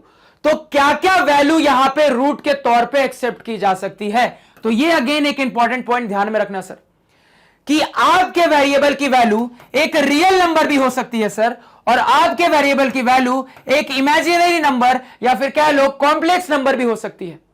तो ऑब्वियस सी बात है कि अगर आपके वेरिएबल की वैल्यू एक रियल नंबर आ रही है तो ऐसे वेरिएबल की वैल्यू को हम रियल रूट कह देते हैं, और यहीं पे अगर आपके वेरिएबल की वैल्यू एक इमेजिनरी नंबर या फिर कह लो कॉम्प्लेक्स नंबर आ रही है सर, तो ऐसे रूट को हम कॉम्प्लेक्स रूट या फिर कह लो इमेजिनरी रूट कह देते हैं सर। यह बात क्लियर है, इसको समझने में कोई दिक्कत नहीं होनी चाहिए। अब एक और सवाल जो मेरे दिमाग में आता है सर वो ये है कि हमारे क्वाड्रेटिक इक्वेशन के कितने रूट्स हो सकते हैं। एक रूट होगा, दो रूट होगा, तीन रूट होगा, चार रूट होगा। तो इसका जवाब यह है सर कि आपके क्वाड्रेटिक इक्वेशन के एग्जैक्टली दो रूट होते हैं, ना कम ना ज्यादा। मैं अपनी बात को फिर से रिपीट करता हूं सर, आपके क्वाड्रेटिक इक्वेशन के एग्जैक्टली दो रूट होते हैं सर, ना कम ना ज्यादा। अब ये दो रूट के कॉम्बिनेशन कैसे कैसे हो सकते हैं सर, तो जितनी बात कहूंगा ध्यान से सुनना। अगर आपका एक भी रूट इमेजिनरी हुआ तो दूसरे रूट को भी इमेजिनरी होना पड़ेगा। यह बात बहुत इंपॉर्टेंट है, ध्यान में रखना। मैंने क्या कहा सर कि चूंकि मैंने आपको कहा कि आपके क्वाड्रेटिक इक्वेशन के एग्जैक्टली दो रूट्स होते हैं, तो बहुत इंपॉर्टेंट बात है, हमेशा याद रखना। क्या क्या पॉसिबिलिटी बन सकती है सर, तो एक पॉसिबिलिटी यह बन सकती है कि आपके क्वाड्रेटिक इक्वेशन के दोनों रूट्स इमेजिनरी हो, और दूसरी पॉसिबिलिटी यह बन सकती है सर कि आपके क्वाड्रेटिक इक्वेशन के दोनों रूट्स रियल हो। तो यही दो पॉसिबिलिटी मेनली बनती है सर, या तो आपके क्वाड्रेटिक इक्वेशन के दोनों रूट्स रियल होंगे या तो आपके क्वाड्रेटिक इक्वेशन के दोनों रूट्स इमेजिनरी होंगे। ऐसा कभी नहीं हो सकता है सर कि एक रूट रियल आ जाए और दूसरा रूट इमेजिनरी आ जाए। अगर इमेजिनरी होगा तो दोनों इमेजिनरी होगा, और अगर रियल होगा तो दोनों ही रूट रियल होगा। यहां तक समझने में कोई दिक्कत नहीं होनी चाहिए। तो हमने रूट की सबसे पहले डेफिनेशन जानी, उसके बाद यह जाना कि रूट क्या क्या टाइप का नंबर सिस्टम हो सकता है। तो हमने यह देखा सर कि हमारा रूट एक रियल नंबर भी हो सकता है या फिर कॉम्प्लेक्स नंबर भी हो सकता है। अगर हमारा रूट एक रियल नंबर निकल कर आता है तो ऐसे रूट का एक स्पेशल नाम है, इसको हम रियल रूट कह देते हैं। अगर हमारा रूट एक इमेजिनरी नंबर आता है तो ऐसे रूट का एक स्पेशल नाम है, इसको हम इमेजिनरी रूट या फिर कॉम्प्लेक्स रूट कह देते हैं। फिर हमने यह जाना सर कि हमारे मैक्सिमम कितने रूट्स हो सकते हैं। तो हमने देखा कि हमारे क्वाड्रेटिक इक्वेशन के एग्जैक्टली दो रूट होते हैं, ना कम ना ज्यादा, एग्जैक्टली दो रूट होते हैं सर। फिर हमने यह भी जाना कि आपके जो ये क्वाड्रेटिक इक्वेशन के दो रूट होंगे ये इस तरीके से होंगे सर, या तो आपके दोनों के दोनों रूट इमेजिनरी नंबर होंगे या तो दोनों के दोनों रूट रियल नंबर होंगे। ऐसा कभी नहीं हो सकता कि एक रूट इमेजिनरी आ जाए और एक रूट रियल नंबर आ जाए। यहां तक समझने में कोई दिक्कत क्या नहीं होनी चाहिए। अब देखो, अब इतना सुनने के बाद आपके दिमाग की सारी बत्तियां जल गई होंगी। क्यों? क्योंकि आप कहोगे सर इसी टाइप की तो डेफिनेशन हमने सॉल्यूशन के लिए भी पढ़ी थी, और इसी टाइप की तो डेफिनेशन हमने जीरो ऑफ ए पॉलिनोमियल के लिए भी पढ़ी थी। यानी कि अगर थोड़ा सा चीजों को रिकॉल करें सर, तो जब हम अपने इक्वेशंस के बारे में पढ़ रहे थे तो वहां पे मैंने आपको सॉल्यूशन ऑफ ए इक्वेशन की डेफिनेशन बताई थी। क्या बताया था सर डेफिनेशन? तो वहां पे सॉल्यूशन ऑफ इक्वेशन की भी डेफिनेशन मैंने आपको यही बताई थी जो रूट के लिए बताया। यानी कुल मिला के आपके इक्वेशन के अंदर इस्तेमाल किए जाने वाले वेरिएबल्स की वो वैल्यू जिसको मैं वेरिएबल की जगह पर आपकी इक्वेशन में पुट करूं और आपका इक्वेशन सेटिस्फाई हो जाए, यानी आपके इक्वेशन का एलएचएस आरएचएस बराबर हो जाए, वही वेरिएबल्स की मेरी value solution of the equation कहला जाती है सर। यानी कि सॉल्यूशन की एग्जैक्टली वही डिफिनीशन जो रूट की है। अगेन यहां पर अगर मैं थोड़ा सा जीरो ऑफ ए पॉलिनोमियल के कंसेप्ट को रिकॉल करूं तो वहां हमने क्या देखा था सर? तो वहां पे हमने अपना कंसेप्ट जाना था कि जीरो ऑफ ए पॉलिनोमियल का मतलब यह होता है कि आपके पॉलिनोमियल के अंदर इस्तेमाल किए जाने वाले वेरिएबल की वो वैल्यू जिसको मैं आपके पॉलिनोमियल में वेरिएबल की जगह पर पुट करूं और आपका पॉलिनोमियल जीरो बन जाए, उसी को हम जीरो ऑफ अ पॉलिनोमियल कह देते हैं। तो अगेन कहोगे सर एग्जैक्टली इसी टाइप की तो डेफिनेशन मेरे जीरो ऑफ ए पॉलिनोमियल की भी थी। तो इस सब मेरे दिमाग में बहुत सारी चीजें एक साथ चल रही है सर। अब यहां पे मेरे दिमाग में एक बहुत बड़ा कंफ्यूजन आता है। तो इसका मतलब यह है सर कि मैं जीरो की बात करूं, मैं रूट की बात करूं, मैं सॉल्यूशन की बात करूं, क्या तीनों चीजें एक ही हैं? मैंने आपको क्या कहा सर? इसका मतलब यह है कि मैं जीरो की बात करूं, मैं रूट की बात करूं, मैं सॉल्यूशन की बात करूं, तीनों का तो मतलब एक ही निकल कर आ रहा है सर।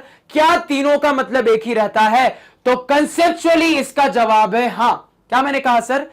कि इनके डेफिनेशन के हिसाब से, इनके कंसेप्ट के हिसाब से अगर हम बात करें तो तीनों की डेफिनेशन ये मुझे बताती है सर, और ये तीनों का कंसेप्ट मुझे बताता है कि तीनों कुल मिला के एक ही चीज है सर, तीनों में कोई फर्क नहीं है। कोई आपसे जीरोस की बात करे, कोई आपसे रूट्स की बात करे, कोई आपसे सॉल्यूशंस की बात करे, तीनों का बिल्कुल सेम मतलब है।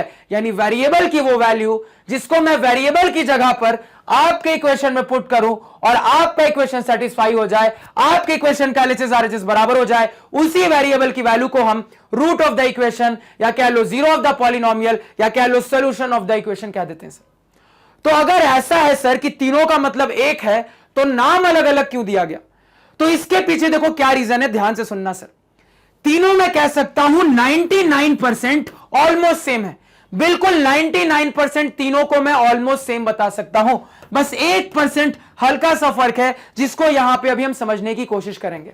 यानी कि मोर ओवर अगर एक बड़े पिक्चर की बात करें तो बड़े पिक्चर के हिसाब से मैं कह सकता हूं कि सवाल आपसे रूट्स की बात करे, जीरोस की बात करे, सॉल्यूशन की बात करे, तीनों का मतलब 99% सर सेम ही है। बस 1% कारण हल्का हल्का सा डिफरेंस आता है सर। और यहां पे डिफरेंस का एक और रीजन है कि क्यों इनका नाम अलग अलग दिया गया सर, क्योंकि इन टॉपिक्स को अलग अलग जगह पे हम पढ़ते हैं, इसी वजह से अलग अलग जगह पर इनको अलग अलग तरीके से नाम दिया गया है। यानी अगर हम पॉलिनोमियल में पढ़ रहे थे तो इस चीज को हम जीरो ऑफ द पॉलिनोमियल कह देते थे। जब सिंपली इक्वेशन की बात कर रहे थे तो इस चीज को हम सॉल्यूशन ऑफ द इक्वेशन कह देते थे। जब स्पेशली इक्वेशन के अंदर क्वाड्रेटिक इक्वेशन की बात कर रहे हैं तो इस चीज को हम root of the quadratic equation कह देते हैं। यानी कि सर 99% मैं कह सकता हूं कि ये तीनों चीज बिल्कुल सेम है। आपको तीनों में से कोई भी नाम यूज कर दे, आपको मतलब एक ही समझना है। बस 1% का फर्क है, उसको यहां पे हम थोड़ा सा देखेंगे। तो नाम अलग अलग रखने के पीछे एक्चुअल रीजन क्या है सर? तो एक्चुअल रीजन ये है कि चूंकि अपने इस कंसेप्ट को हम अलग अलग चैप्टर में अलग अलग टॉपिक में पढ़ते हैं, इसी वजह से इनका अलग अलग तरीके से नाम दिया गया। जब इसी चीज को हम पॉलिनोमियल में डिफाइन करते हैं तो जीरो ऑफ द पॉलिनोमियल कह देते हैं। जब इसी चीज को इक्वेशन में डिफाइन करते हैं तो सॉल्यूशन ऑफ द इक्वेशन कह देते हैं। और जब इसी चीज को हम स्पेशली क्वाड्रेटिक इक्वेशन के लिए बात करते हैं तो root of the quadratic equation कह देते हैं। अब यहां से इतना सुनने के बाद आपके बहुत सारे डाउट्स क्रिस्टल क्लियर हो गए होंगे सर। अब आप बहुत सारी चीजों को अपने दिमाग में कनेक्ट कर सकते हो। अब तुरंत कहोगे कि अगर ऐसा है कि zero of the polynomial, root of the equation, solution of the equation एक ही चीज है, यानी कि सर जितनी बातें हमने जीरोस के लिए की थी वो सारी बातें तो यहां पे मेरे रूट्स ऑफ द इक्वेशन के लिए होगी। बिल्कुल सही समझा आपने, यही सारी बातें आपके रूट्स ऑफ द इक्वेशन के लिए भी होंगी। और यही वो रीजन है कि रीकैप में मैंने आपको दिखाया कि बहुत सारे पॉलिनोमियल्स के आपको टॉपिक मिले या फिर बहुत सारे आपके इक्वेशंस के आपको टॉपिक मिले जिसकी जरूरत यहां पे इस चैप्टर को पढ़ने के लिए जरूरी है। क्योंकि हमने मोर ओवर यहां पे समझ लिया है सर कि मैं रूट्स की बात करूं, मैं जीरोस की बात करूं, मैं सॉल्यूशन की बात करूं, तीनों कुल मिला के एक ही चीज है, तीनों में कोई फर्क नहीं है सर। अब ये 1% का फर्क कहां आ रहा है सर, इस पे थोड़ा सा यहां पे हम बात करेंगे। तो चीजों को अगेन यहां पे बड़े ध्यान से समझना और कंफ्यूज मत होना। आप तो मेनली ये ध्यान में रखना कि तीनों एक ही चीज है। ये 1% का डिफरेंस कैसे आता है सर, इस 1% के डिफरेंस को थोड़ा यहां से समझने की कोशिश करेंगे। तो ध्यान से सुनना। जैसे मान लो आपके सामने मैं लिख रहा हूं सर x² - 3x + 2 = 0। मैं आपसे पूछ रहा हूं कि आप मुझे बताओ कि इस क्वाड्रेटिक इक्वेशन के रूट्स क्या क्या होंगे। तो डेफिनेशन क्या कहती है, वेरिएबल की वो वैल्यू जिसको आप वेरिएबल की जगह पर अपने इक्वेशन में पुट करो तो आपके इक्वेशन का एलएचएस आरएचएस बराबर हो जाए, यानी आपका इक्वेशन सेटिस्फाई हो जाए। सर मान लो मैं अपनी इस क्वाड्रेटिक इक्वेशन में x की जगह पर 1 को पुट करता हूं तो क्या होता है सर, अगर मैं अपने इस क्वाड्रेटिक इक्वेशन में x की जगह पर 1 को पुट करूंगा तो मैं ऑब्जर्व कर रहा हूं सर 1 का स्क्वायर माइनस 3 इंटू 1 प्लस 2, यानी ये मेरा क्या है सर, तो ये मेरा लेफ्ट हैंड साइड है। और ये लेफ्ट हैंड साइड सॉल्व होने के बाद कितना आ रहा है सर, तो ये आ रहा है 1 प्लस 2 माइनस 3 कुल मिला के 0। तो मुझे क्या दिख रहा है सर, x की वैल्यू 1 डालने के बाद मेरे इस क्वाड्रेटिक इक्वेशन का एलएचएस आरएचएस आपस में बराबर हो गया, यानी कि क्या x इज इक्वल टू 1 मेरे इस क्वाड्रेटिक इक्वेशन का एक रूट है। तो बिल्कुल sir x is equal to 1 मेरे इस क्वाड्रेटिक इक्वेशन का एक रूट है। तो मैंने यहां से अपने क्वाड्रेटिक इक्वेशन का एक रूट निकाल लिया। सर क्या रूट निकाला है, तो एक रूट ने मेरा निकल के आया है यहां पे 1। अब मैं ये भी पढ़ के आ रहा हूं सर कि मेरे क्वाड्रेटिक इक्वेशन के एग्जैक्टली 2 रूट्स होते हैं। दूसरा रूट क्या होगा सर, अब यहीं पे मान लो मैं अपने क्वाड्रेटिक इक्वेशन में x की वैल्यू को 2 पुट करता हूं। अब देखो क्या हो रहा है सर, अगर मैं अपनी इस क्वाड्रेटिक इक्वेशन में x की जगह पर 2 को पुट करूंगा सर तो देखो मुझे एलएचएस में क्या दिख रहा है सर, तो मेरा एलएचएस बन जाएगा 2 का स्क्वायर माइनस 3 इंटू 2 प्लस 2, जिसको अगेन अगर आप सॉल्व करोगे तो आपको दिख रहा है सर 0 के बराबर आ रहा है, यानी कि अगेन आपको यहां पे ऑब्जर्व हो रहा है सर कि आपका एलएचएस आरएचएस x को 2 पुट करने पे बराबर हो गया। तो डेफिनेशन के हिसाब से मुझे यहां पे समझ में आ रहा है सर कि x इज इक्वल टू 2 भी मेरे इस क्वाड्रेटिक इक्वेशन का एक रूट है। तो मैंने अपने इस क्वाड्रेटिक इक्वेशन के 2 रूट्स निकाल लिए। सर क्या क्या निकल कर आए हैं, तो मेरे इस क्वाड्रेटिक इक्वेशन के 2 रूट्स निकल कर आए हैं 1 और 2। और ये रूट्स की वैल्यूज कैसी हैं सर, तो ये जो मेरे रूट्स की वैल्यूज है ना, ये रियल नंबर, इस केस के हिसाब से रियल नंबर निकल के आ रही है, यानी कि इस पर्टिकुलर क्वाड्रेटिक इक्वेशन के लिए हमारे रूट्स कैसे आ रहे हैं सर, तो हमारे रूट्स रियल रूट्स आ रहे हैं। और यहां पे आपको यह बात भी दिख रही है जो सर ने बताई थी कि अगर रियल होंगे तो दोनों रूट रियल होंगे, अगर इमेजिनरी होगा तो दोनों रूट इमेजिनरी होगा। तो यहां पे दिख रहा है सर कि अगर रियल है तो मेरे दोनों के दोनों रूट रियल नंबर ही आ रहे हैं। इसको समझने में कोई दिक्कत क्या नहीं होनी चाहिए। अब देखो यही पे अगर मैं आपसे पूछता कि आप मुझे बताओ कि मेरे इस इक्वेशन के लिए सॉल्यूशन क्या होगा, आप मुझे मेरे इस इक्वेशन का सॉल्यूशन बताओ, क्या जवाब देते सर?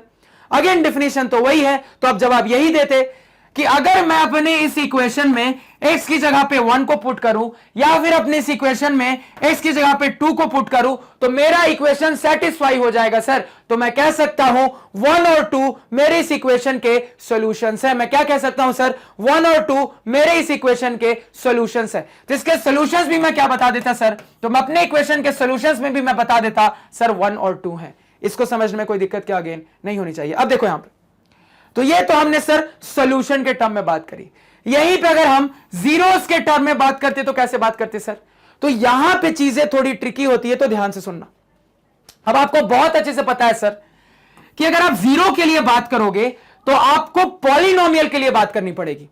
अब ये जो आपके सामने लिखा है सर, क्या ये एक पॉलिनोमियल है? 5 सेकंड है आपके पास, जवाब दो। आपके सामने ये जो पूरी चीज लिखी है सर, क्या ये एक पॉलिनोमियल है? ये आप मुझे जवाब दो, आपके साथ 5 सेकंड है।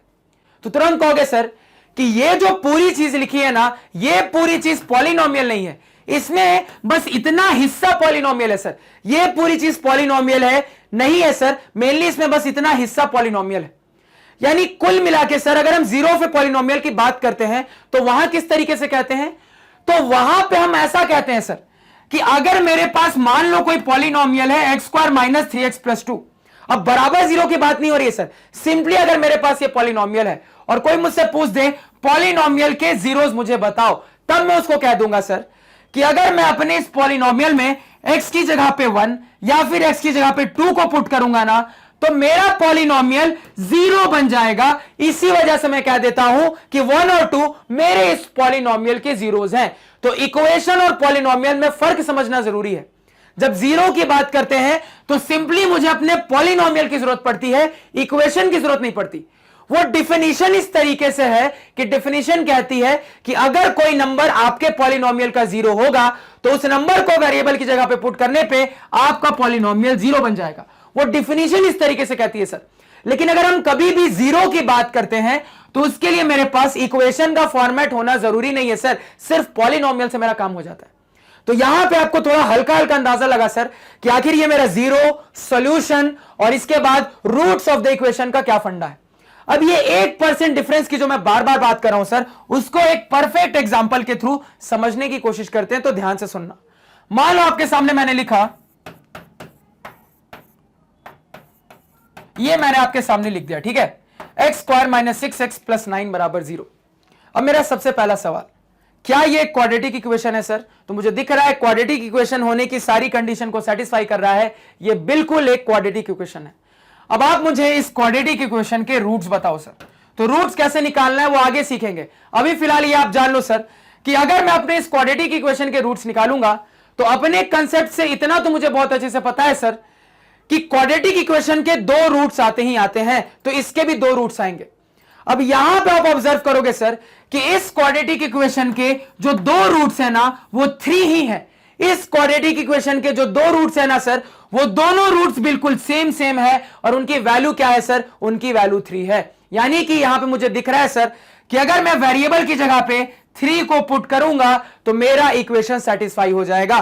तो इस पर्टिकुलर क्वाड्रेटिक इक्वेशन के लिए आप अपने रूट्स क्या बता दोगे? आप तुरंत बोलोगे sir this quadratic equation has 2 roots and both the roots are equal. This quadratic equation has 2 roots and both the roots are equal. क्या क्या रूट्स है सर? 3 और 3। क्लियर है? अब यहीं पे अगर मैं सॉल्यूशन की बात करूं तो देखो थोड़ा सा चेंज आएगा, थोड़ा सा ट्विस्ट आएगा। कैसे? अब यहीं पे अगर मैं आपसे पूछ दूं कि तो आप तो मुझे सिंपली बताओ कि इस इक्वेशन का सॉल्यूशन क्या होगा। अब आपने बहुत अच्छे से देख लिया है सर कि x की वैल्यू को 3 पुट करोगे तो आपका इक्वेशन सेटिस्फाई हो जाएगा। तो सॉल्यूशन अगर आप ये ऑब्जर्व करो सर, अगर आप ये ऑब्जर्व करो कि चीजें रिपीटेटिव आ रही हैं, अगर आप ये ऑब्जर्व करो सर कि आपके वेरिएबल की वैल्यू रिपीटेटिव आ रही है, तो सॉल्यूशन बताने के लिए आपको 2 बार बोलने की कोई जरूरत नहीं है। यानी यहां पे सिंपली अगर हम बस इतना बोल दे सर कि x इज इक्वल टू 3 इस इक्वेशन का सॉल्यूशन है, तो इतना काफी होगा सर, मुझे 3 बोलने की कोई जरूरत नहीं है।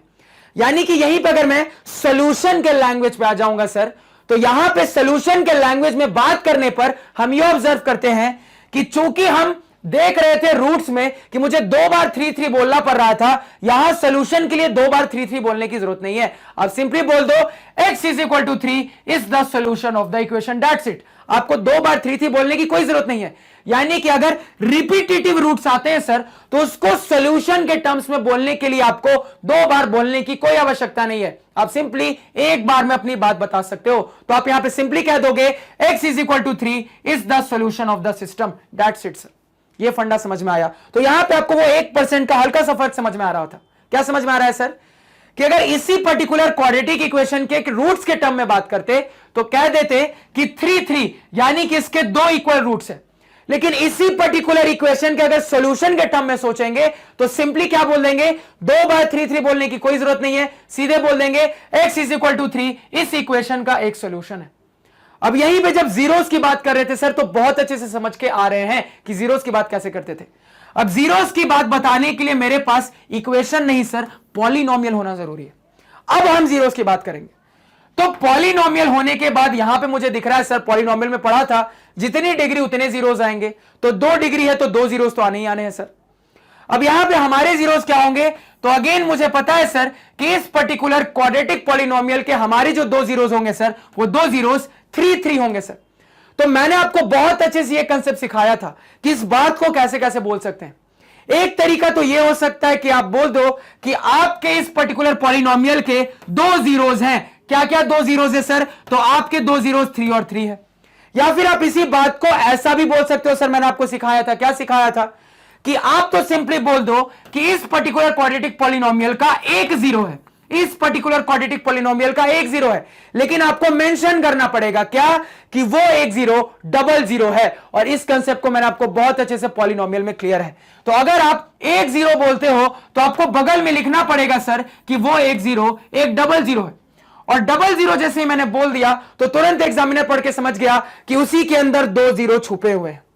या फिर इसी बात को मैं ऐसा भी कह सकता हूं सर कि इस पर्टिकुलर पॉलिनोमियल का 1 जीरो है जिसकी मल्टीप्लिसिटी कितनी है सर? 2 है। अगेन ये भी यही बात बताता है कि डबल जीरो है। तो पॉलिनोमियल में हमने देखा था सर कि अगर सेम सेम जीरोस आते थे तो इस बात को मैं ऐसा भी कह सकता हूं कि इसके दो जीरोस है, सेम सेम है 3 और 3। इस बात को मैं सिंपली ऐसा भी कह सकता हूं सर कि सिंपली इसका एक जीरो है जो कि 3 के बराबर है, और वो जीरो का एक स्पेशल नाम है, उसको डबल जीरो कहते हैं। या फिर अगर आप कह रहे हो एक जीरो है तो या फिर आप बगल में ये मेंशन करोगे सर कि उस जीरो की मल्टीप्लिसिटी 2 के बराबर है, जिसको बहुत अच्छे से मैंने पॉलिनोमियल में डिस्कस किया था। अभी भी मैं देख रहा हूं कि स्टूडेंट्स के ये दिमाग में डाउट आ रहा था सर कि कर्व का इंटरसेक्शन वाला क्वेश्चन रहेगा तो हम अपने टच वाले पॉइंट पे एक जीरो मानेंगे या दो जीरो मानेंगे। तो मैंने आपको बहुत अच्छे से क्लियर किया था सर कि दो बुक अलग अलग बातें बोल रही हैं और दोनों बुक सही है। दोनों बुक जिस तरीके से आगे बढ़ रहा है वो सही है, क्योंकि आप जानते हो सर कि इस तरीके से भी बोल सकते हैं, इस तरीके से भी बोल सकते हैं, लेकिन नॉर्मली हम अपने एनसीईआरटी वाले फंडे को अडॉप्ट करके अपने बोर्ड एग्जाम में आगे बढ़ते हैं। इसी वजह से टच के केस में भी आप एक जीरो ही बताना, लेकिन वहां पे मैंने आपको हिदायत दिया था ब्रैकेट में मेंशन करना कि वो जो टच वाले पॉइंट पे आप एक जीरो दिखा रहे हो तो हमेशा जो आपको एग्जाम में सवाल आया है उस सवाल को आप बकायदा अपने कॉपी पे प्लॉट करोगे और टच वाले पॉइंट पे आप एरो देकर बताओगे कि ये एक डबल जीरो है। जहां पे सर कट का पॉइंट रहेगा वहां पे एरो देके बताओगे सिंगल जीरो है। मैंने आपको यह बताया था कि कभी भी जीरो वाला सवाल आता है तो सबसे सही तरीका यह है कि आप अपने कॉपी पर उस ग्राफ का एक छोटा सा फॉर्मेट प्लॉट करोगे और जहां जहां कट दिख रहा है वहां पे मार करके बताओ सिंगल जीरो है, जहां जहां टच दिख रहा है वहां पे मार करके बताओ डबल जीरो है। अब फाइनली हर टच या कट को एक जीरो मानकर लिख देना, टोटल नंबर ऑफ जीरोस बराबर समथिंग। तो बहुत अच्छे से मैंने आपको वहां पे ये क्लियर किया था। अगेन वही बात आपको रिपीटिंग होती हुई दिख रही है। तो अगर इस पूरे लेक्चर को मैं थोड़ा सा समराइज कर दूं आपके लिए तो यहां पे क्या बोलूंगा सर, तो यहां पे एक बहुत इंपॉर्टेंट बात मैं आपको कह सकता हूं कि अगर 99% पॉइंट ऑफ व्यू से बात करें, जो कि नॉर्मली होता है हमारे साथ, तो जीरोस की कोई बात करे, कोई रूट्स की बात करे, कोई सोल्यूशन की बात करे, तीनों चीज एक ही है। बस वो 1% का फर्क कहां आता है सर, वो सेम जीरोस में आता है, सेम रूट्स में आता है, सेम सोल्यूशन में आता है, जिसको मैंने आपको समझा दिया कि वो 1% डिफरेंस क्या होता है। वो डिफरेंस मैंने यहां पे आपको क्लियर कर दिया। तो अब आपको यहां पे दिमाग में डाउट नहीं होना चाहिए। तो सीधे दिमाग में मेनली क्या याद रखोगे, कोई जीरोस बोले, कोई रूट्स बोले, कोई सोल्यूशन बोले, तीनों का मतलब एक ही है। कभी ऐसा हुआ कि किसी सवाल में इनके फर्क की बात आ गई तो किस तरीके से फर्क करना है वो मैंने आपको यहां पे सिखा दिया। तो फर्क करने में भी डाउट नहीं होना चाहिए। वैसे तुम 99% केसेस में यही मान लेना कि हमें अपने तीनों चीजों को एक ही मानकर चलते हैं सर, एक ही कंसीडर करके चलते हैं। और यहां पे एक और नाम है सर, इसको हम जीरोस, रूट्स, सॉल्यूशन तो कहती हैं सर, पोल्स भी कह देते हैं। एक और नाम है सर पोल्स। तो कोई अगर पोल्स भी बोल दे तो आपको यही समझना है कि वो जीरोस बोल लो, रूट्स बोल लो या सॉल्यूशन की बात कर रहा है। अगेन एक और नाम है पोल्स। इसी वजह से मैंने आपको कहा था कि स्लैश स्लैश करके हमारी वहां पे बातें लिखी हैं कि सर ने roots slash zeros slash solution slash poles करके क्यों लिखा। अल्टीमेटली आप कह सकते हो कि ये चारों चीजें एक ही है। ये 1% का फर्क कहां आ रहा था ये मैंने आपको समझा दिया। तो मेनली आपको सबको एक ही मान के चलना है। कभी भूले भटके कोई ऐसा ट्रिकी सा सवाल आ गया जहां पे अलग मानने की जरूरत पड़ेगी तो वहां पे आपको ऑटोमेटिकली समझ में आ जाएगा, क्योंकि इस अलग वाले 1% के कंसेप्ट को भी हमने बहुत अच्छे से क्लियर किया। अब इतना पूरा समझने में कोई दिक्कत नहीं होनी चाहिए सर। अब अपने स्लाइड पे जितने पॉइंट्स लिखे ना उस पर बात करते, तो ध्यान से मेरी बात को सुनना। अपने पहले पॉइंट के साथ यहां पे स्टार्ट करते हैं सर। पहले अपना पहला पॉइंट पढ़ लेते हैं। पहला पॉइंट मुझे कह रहा है कि let px equal to 0 be a quadratic equation, then the zeros of the polynomial px are called the roots of the equation px equal to 0। कुल मिला के अभी जस्ट जो मैंने आपको समझाया ना, बस वही बात घुमा फिरा के यहां पे कही गई है। क्या कहा गया थोड़ा समझते हैं सर। अभी जस्ट हम सीख कर आ रहे हैं कि हम px बराबर 0 के फॉर्मेट से अपने क्वाड्रेटिक इक्वेशन को रिप्रेजेंट कर सकते हैं। अभी जस्ट हम सीख कर आ रहे हैं सर कि px बराबर 0 के फॉर्मेट से हम अपने क्वाड्रेटिक इक्वेशन को रिप्रेजेंट कर सकते हैं, जहां पे हमारा px क्या होता है, जहां पे हमारा px एक क्वाड्रेटिक पॉलिनोमियल को रिप्रेजेंट करता है। अभी जस्ट ये वाली बात सीख कर आ रहे हैं सर।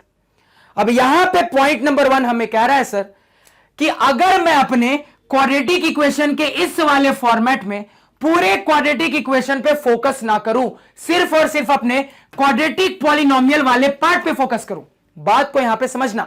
यहां पे पहला पॉइंट आपको कह रहा है कि अगर आप अपने पूरे इक्वेशन पे फोकस ना करो, सिर्फ और सिर्फ अपने क्वाड्रेटिक पॉलिनोमियल वाले पोर्शन पे फोकस करो, यानी सिर्फ और सिर्फ अगर आप px पे फोकस करोगे तो क्या होगा सर, तो हमें पता है कि क्वाड्रेटिक पॉलिनोमियल पे जब हम बात करते हैं सर तो जीरोस पे बात करते हैं, और चूंकि क्वाड्रेटिक पॉलिनोमियल है तो 2 जीरोस निकल कर आएंगे। अब मान लो मैंने अपने क्वाड्रेटिक पॉलिनोमियल px के 2 जीरोस फाइंड आउट कर लिए कि क्या है। मान लो मैंने अपने क्वाड्रेटिक पॉलिनोमियल px के 2 जीरोस फाइंड आउट कर लिए क्या है।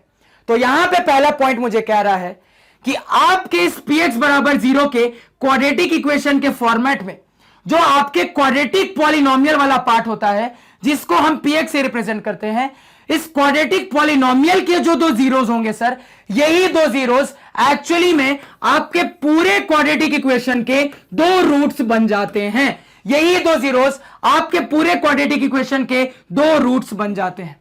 मैं अपनी बात को फिर से रिपीट कर रहा हूं, ध्यान से सुनना।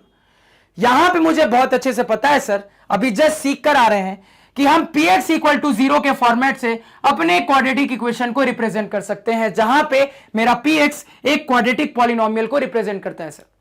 अब अगर मैं अपने पूरे इक्वेशन के फॉर्मेट पे फोकस ना करूं, सिर्फ और सिर्फ अपने क्वाड्रेटिक पॉलिनोमियल वाले पार्ट पे, यानी कि सिर्फ और सिर्फ px पे फोकस करूं, तो सर पॉलिनोमियल है तो जीरोस के टर्म में बात करेंगे, उसमें भी क्वाड्रेटिक पॉलिनोमियल है सर, 2 जीरोस निकल कर आएंगे। अब मान लो मैं अपने क्वाड्रेटिक पॉलिनोमियल के 2 जीरोस को किसी तरीके से फाइंड आउट कर लेता हूं, कैसे वो बात की बात है, फिलहाल बस इतना अज्यूम कर लो कि मैं अपने क्वाड्रेटिक पॉलिनोमियल के 2 जीरोस को फाइंड आउट कर लेता हूं। तो पॉइंट नंबर 1 मुझे कह रहा है सर कि आपके इस रिप्रेजेंटेशन के फॉर्मेट में जो क्वाड्रेटिक पॉलिनोमियल के 2 जीरोस होते हैं, यही 2 जीरोस एक्चुअली में मेरे पूरे क्वाड्रेटिक इक्वेशन का 2 रूट्स कहला जाते हैं। यही 2 जीरोस एक्चुअली में मेरे पूरे क्वाड्रेटिक इक्वेशन का 2 रूट्स कहला जाते हैं। क्या यह बात अभी जस्ट हमने नहीं पढ़ी थी सर? बिल्कुल पढ़ी थी। इसी बात को थोड़ा सा घुमा फिरा के बोला गया है, समझने में कोई दिक्कत क्या नहीं होनी चाहिए। नेक्स्ट पॉइंट पे आते हैं सर। नेक्स्ट पॉइंट मुझे क्या कह रहा है, therefore x is equal to alpha is a root of px equal to 0 if and only if p alpha equal to 0। Again ये बात भी हम डिस्कस कर चुके हैं सर। क्या कहा जा रहा है, ध्यान से सुनना। अभी जस्ट हम पढ़ के आ रहे हैं सर कि हम px बराबर 0 के फॉर्मेट से अपने क्वाड्रेटिक इक्वेशन को रिप्रेजेंट कर सकते हैं। और रूट की डिफिनेशन क्या पढ़ी थी? तो हमने अपने रूट की डिफिनेशन ये पढ़ी है सर कि वेरिएबल की वो वैल्यू जिसको मैं वेरिएबल की जगह पर अपनी इक्वेशन में पुट करूं तो मेरा इक्वेशन सेटिस्फाई हो जाए, मेरे इक्वेशन का LHS RHS बराबर हो जाए, वही वेरिएबल की वैल्यू मेरे रूट ऑफ द इक्वेशन कहला जाती है सर। तो यहां पे कोई चीज रूट कब कहलाएगी सर, उसी के बारे में बात की गई है। क्या कहा गया तो ध्यान से सुनना। तो सेकेंड पॉइंट में आपको कहा जा रहा है कि मान लो अपने इस क्वाड्रेटिक इक्वेशन में वेरिएबल कौन से इस्तेमाल हो रहा है सर, तो यहां पे जो पॉइंट दिया उसके हिसाब से आपके क्वाड्रेटिक इक्वेशन के अंदर इस्तेमाल किया जाने वाला वेरिएबल x है। अब मान लो मैंने अपने वेरिएबल x की एक वैल्यू खोज के निकाली। क्या वैल्यू खोज के निकाली सर? तो मान लो मैंने अपने वेरिएबल x की वैल्यू खोज के निकाली है अल्फा। अब मैं ऑब्जर्व कर रहा हूं कि जैसे ही मैं x की जगह पे, जैसे ही मैं वेरिएबल की जगह पे अपने वैल्यू अल्फा को पुट करता हूं तो मेरा इक्वेशन सेटिस्फाई हो जाता है सर। मैं ऑब्जर्व कर रहा हूं कि जैसे ही मैं वेरिएबल की जगह पर अपने अल्फा को पुट करता हूं तो मेरा इक्वेशन सेटिस्फाई हो जाता है सर। मेरे इक्वेशन का LHS RHS बराबर हो जाता है। तो ये अल्फा क्या कहला जाएगा सर? तो यही अल्फा तो मेरे रूट ऑफ द इक्वेशन कहला जाएगा, क्योंकि यही तो रूट की डेफिनेशन होती है कि वेरिएबल की वो वैल्यू जिसको मैं वापस से वेरिएबल की जगह पे पुट करूं तो मेरा इक्वेशन सेटिस्फाई हो जाए। और मुझे यहां पे दिख रहा है कि अपने वेरिएबल की वैल्यू को अल्फा पुट करने पे मेरा इक्वेशन सेटिस्फाई हो जा रहा है, यानी कि अल्फा मेरे इस पर्टिकुलर क्वाड्रेटिक इक्वेशन का एक रूट कहला जाएगा सर। यानी कि यहां से मैं कह सकता हूं सर कि अगर अल्फा इसका एक रूट है तो यह मेरे इक्वेशन को सेटिस्फाई करेगा। अगर यह मेरे इक्वेशन को सेटिस्फाई नहीं करता है, अगर इस वेरिएबल की वैल्यू को मैंने डाला और ये मेरे इक्वेशन को सेटिस्फाई नहीं करता है, तब मैं तुरंत कह दूंगा कि ये मेरे इक्वेशन का रूट नहीं होगा। यानी कि अगर रूट है सर तो सेटिस्फाई करना पड़ेगा, LHS RHS बराबर आना पड़ेगा सर। बस यही बात यहां पे आपको कही गई है। फटाफट इस पॉइंट को भी नोट डाउन करो। नेक्स्ट पॉइंट पे आते हैं सर। नेक्स्ट पॉइंट में मुझे यहां पे कहा जा रहा है कि finding the roots of a quadratic equation is known as solving the quadratic equation and hence roots are also called solution of the equation. Obvious सी बात है सर कि कोई आपको कह दे कि आप अपने क्वाड्रेटिक इक्वेशन का सॉल्यूशन बताओ, कोई आपको कह दे आप अपने क्वाड्रेटिक इक्वेशन का रूट्स बताओ, कोई आपको कह दे आप अपने क्वाड्रेटिक इक्वेशन का पोल्स बताओ, कोई आपको कह दे एक पर्टिकुलर क्वाड्रेटिक पॉलिनोमियल का जीरोस बताओ। सबका मतलब एक ही है सर, बस वही बात यहां पे मुझे कही जा रही है। क्लियर है? लास्ट पॉइंट में क्या कहा जा रहा है सर कि sometimes roots are also called poles. Again this बात को भी हमने डिस्कस कर लिया है। तो इस पूरी चीज से मैं क्या समराइज करके एक लाइन में पूरी समरी निकाल सकता हूं? तो एक मेन लाइन है जो आपको ध्यान में रखना है सर। क्या ध्यान में रखना है कि अगर मैं बड़े पिक्चर की बात करूं और मेनली बात करूं तो सीधे मुझे एक लाइन यह ध्यान में रखनी है सर कि कोई मुझसे रूट्स की बात करे, कोई मुझसे सॉल्यूशंस की बात करे, कोई मुझसे जीरोस की बात करे, कोई मुझसे पोल्स की बात करे, सबका मतलब एक ही है। कोई मुझसे रूट्स निकालने को कहे, कोई मुझसे सॉल्यूशन निकालने को कहे, कोई मुझसे जीरोस निकालने को कहे, कोई मुझसे पोल्स निकालने को कहे, सर कुछ भी पूछे सबका मतलब एक ही निकलता है। मेनली इसी बात को हम ध्यान में रखेंगे क्योंकि हम जानते हैं सर 99% केसेस में यही होगा कि सबका मतलब एक ही आना है। बस वो जो 1% छोटा सा डिफरेंस वाला सिचुएशन था जिसको ऑलरेडी मैंने आपको डिस्कस किया सर, वो सिचुएशन रेयरली आपको मिलेगी। आप तो मेनली यही जानना 99% केसेस में आपको यही सिचुएशन मिलेगी जहां पे आपको हर चीज को एक ही मानना है और 99% केस के हिसाब से ये एक ही होते हैं सर। इसलिए आपको तो बस एक बात ध्यान में रखनी है सर कि किसी भी शब्द की बात करें सबका मतलब एक है। बस ये एक लाइन ध्यान में रखनी है, इस बात को नोट डाउन करो कॉपी पे। तो इस एक्सप्लेनेशन के साथ अपने इस लेक्चर को यही पेंट करते हैं सर। तो मैं उम्मीद करता हूं जितनी चीजें मैंने आपको यहां पे समझाई वो सारी चीजें आपको क्लियर होगी, कहीं पे कुछ दिक्कत नहीं होगी सर, और आपको इस लेक्चर में मजा भी बहुत आया होगा। अगर कहीं पे कोई डाउट रह गया हो तो कोई दिक्कत नहीं है, लेक्चर को उस पॉइंट पे दोबारा से देखो, आपका डाउट अपने आप क्लियर हो जाएगा। अगर इसके बाद भी डाउट क्लियर नहीं होता है तो कमेंट सेक्शन में बताना। तो आज के पढ़ाए हुए नोट्स आप हमारी ऑफिशियल वेबसाइट magnetbrains.com से डाउनलोड कर सकते हैं, जिसका लिंक वीडियो के डिस्क्रिप्शन में है। magnetbrains.com पे आपको क्लास 4 से लेकर 12 तक सारे सब्जेक्ट्स और कोर्सेज मिल जाते हैं, वो भी सिस्टमैटिक ऑर्डर में अरेंज्ड। Thank you.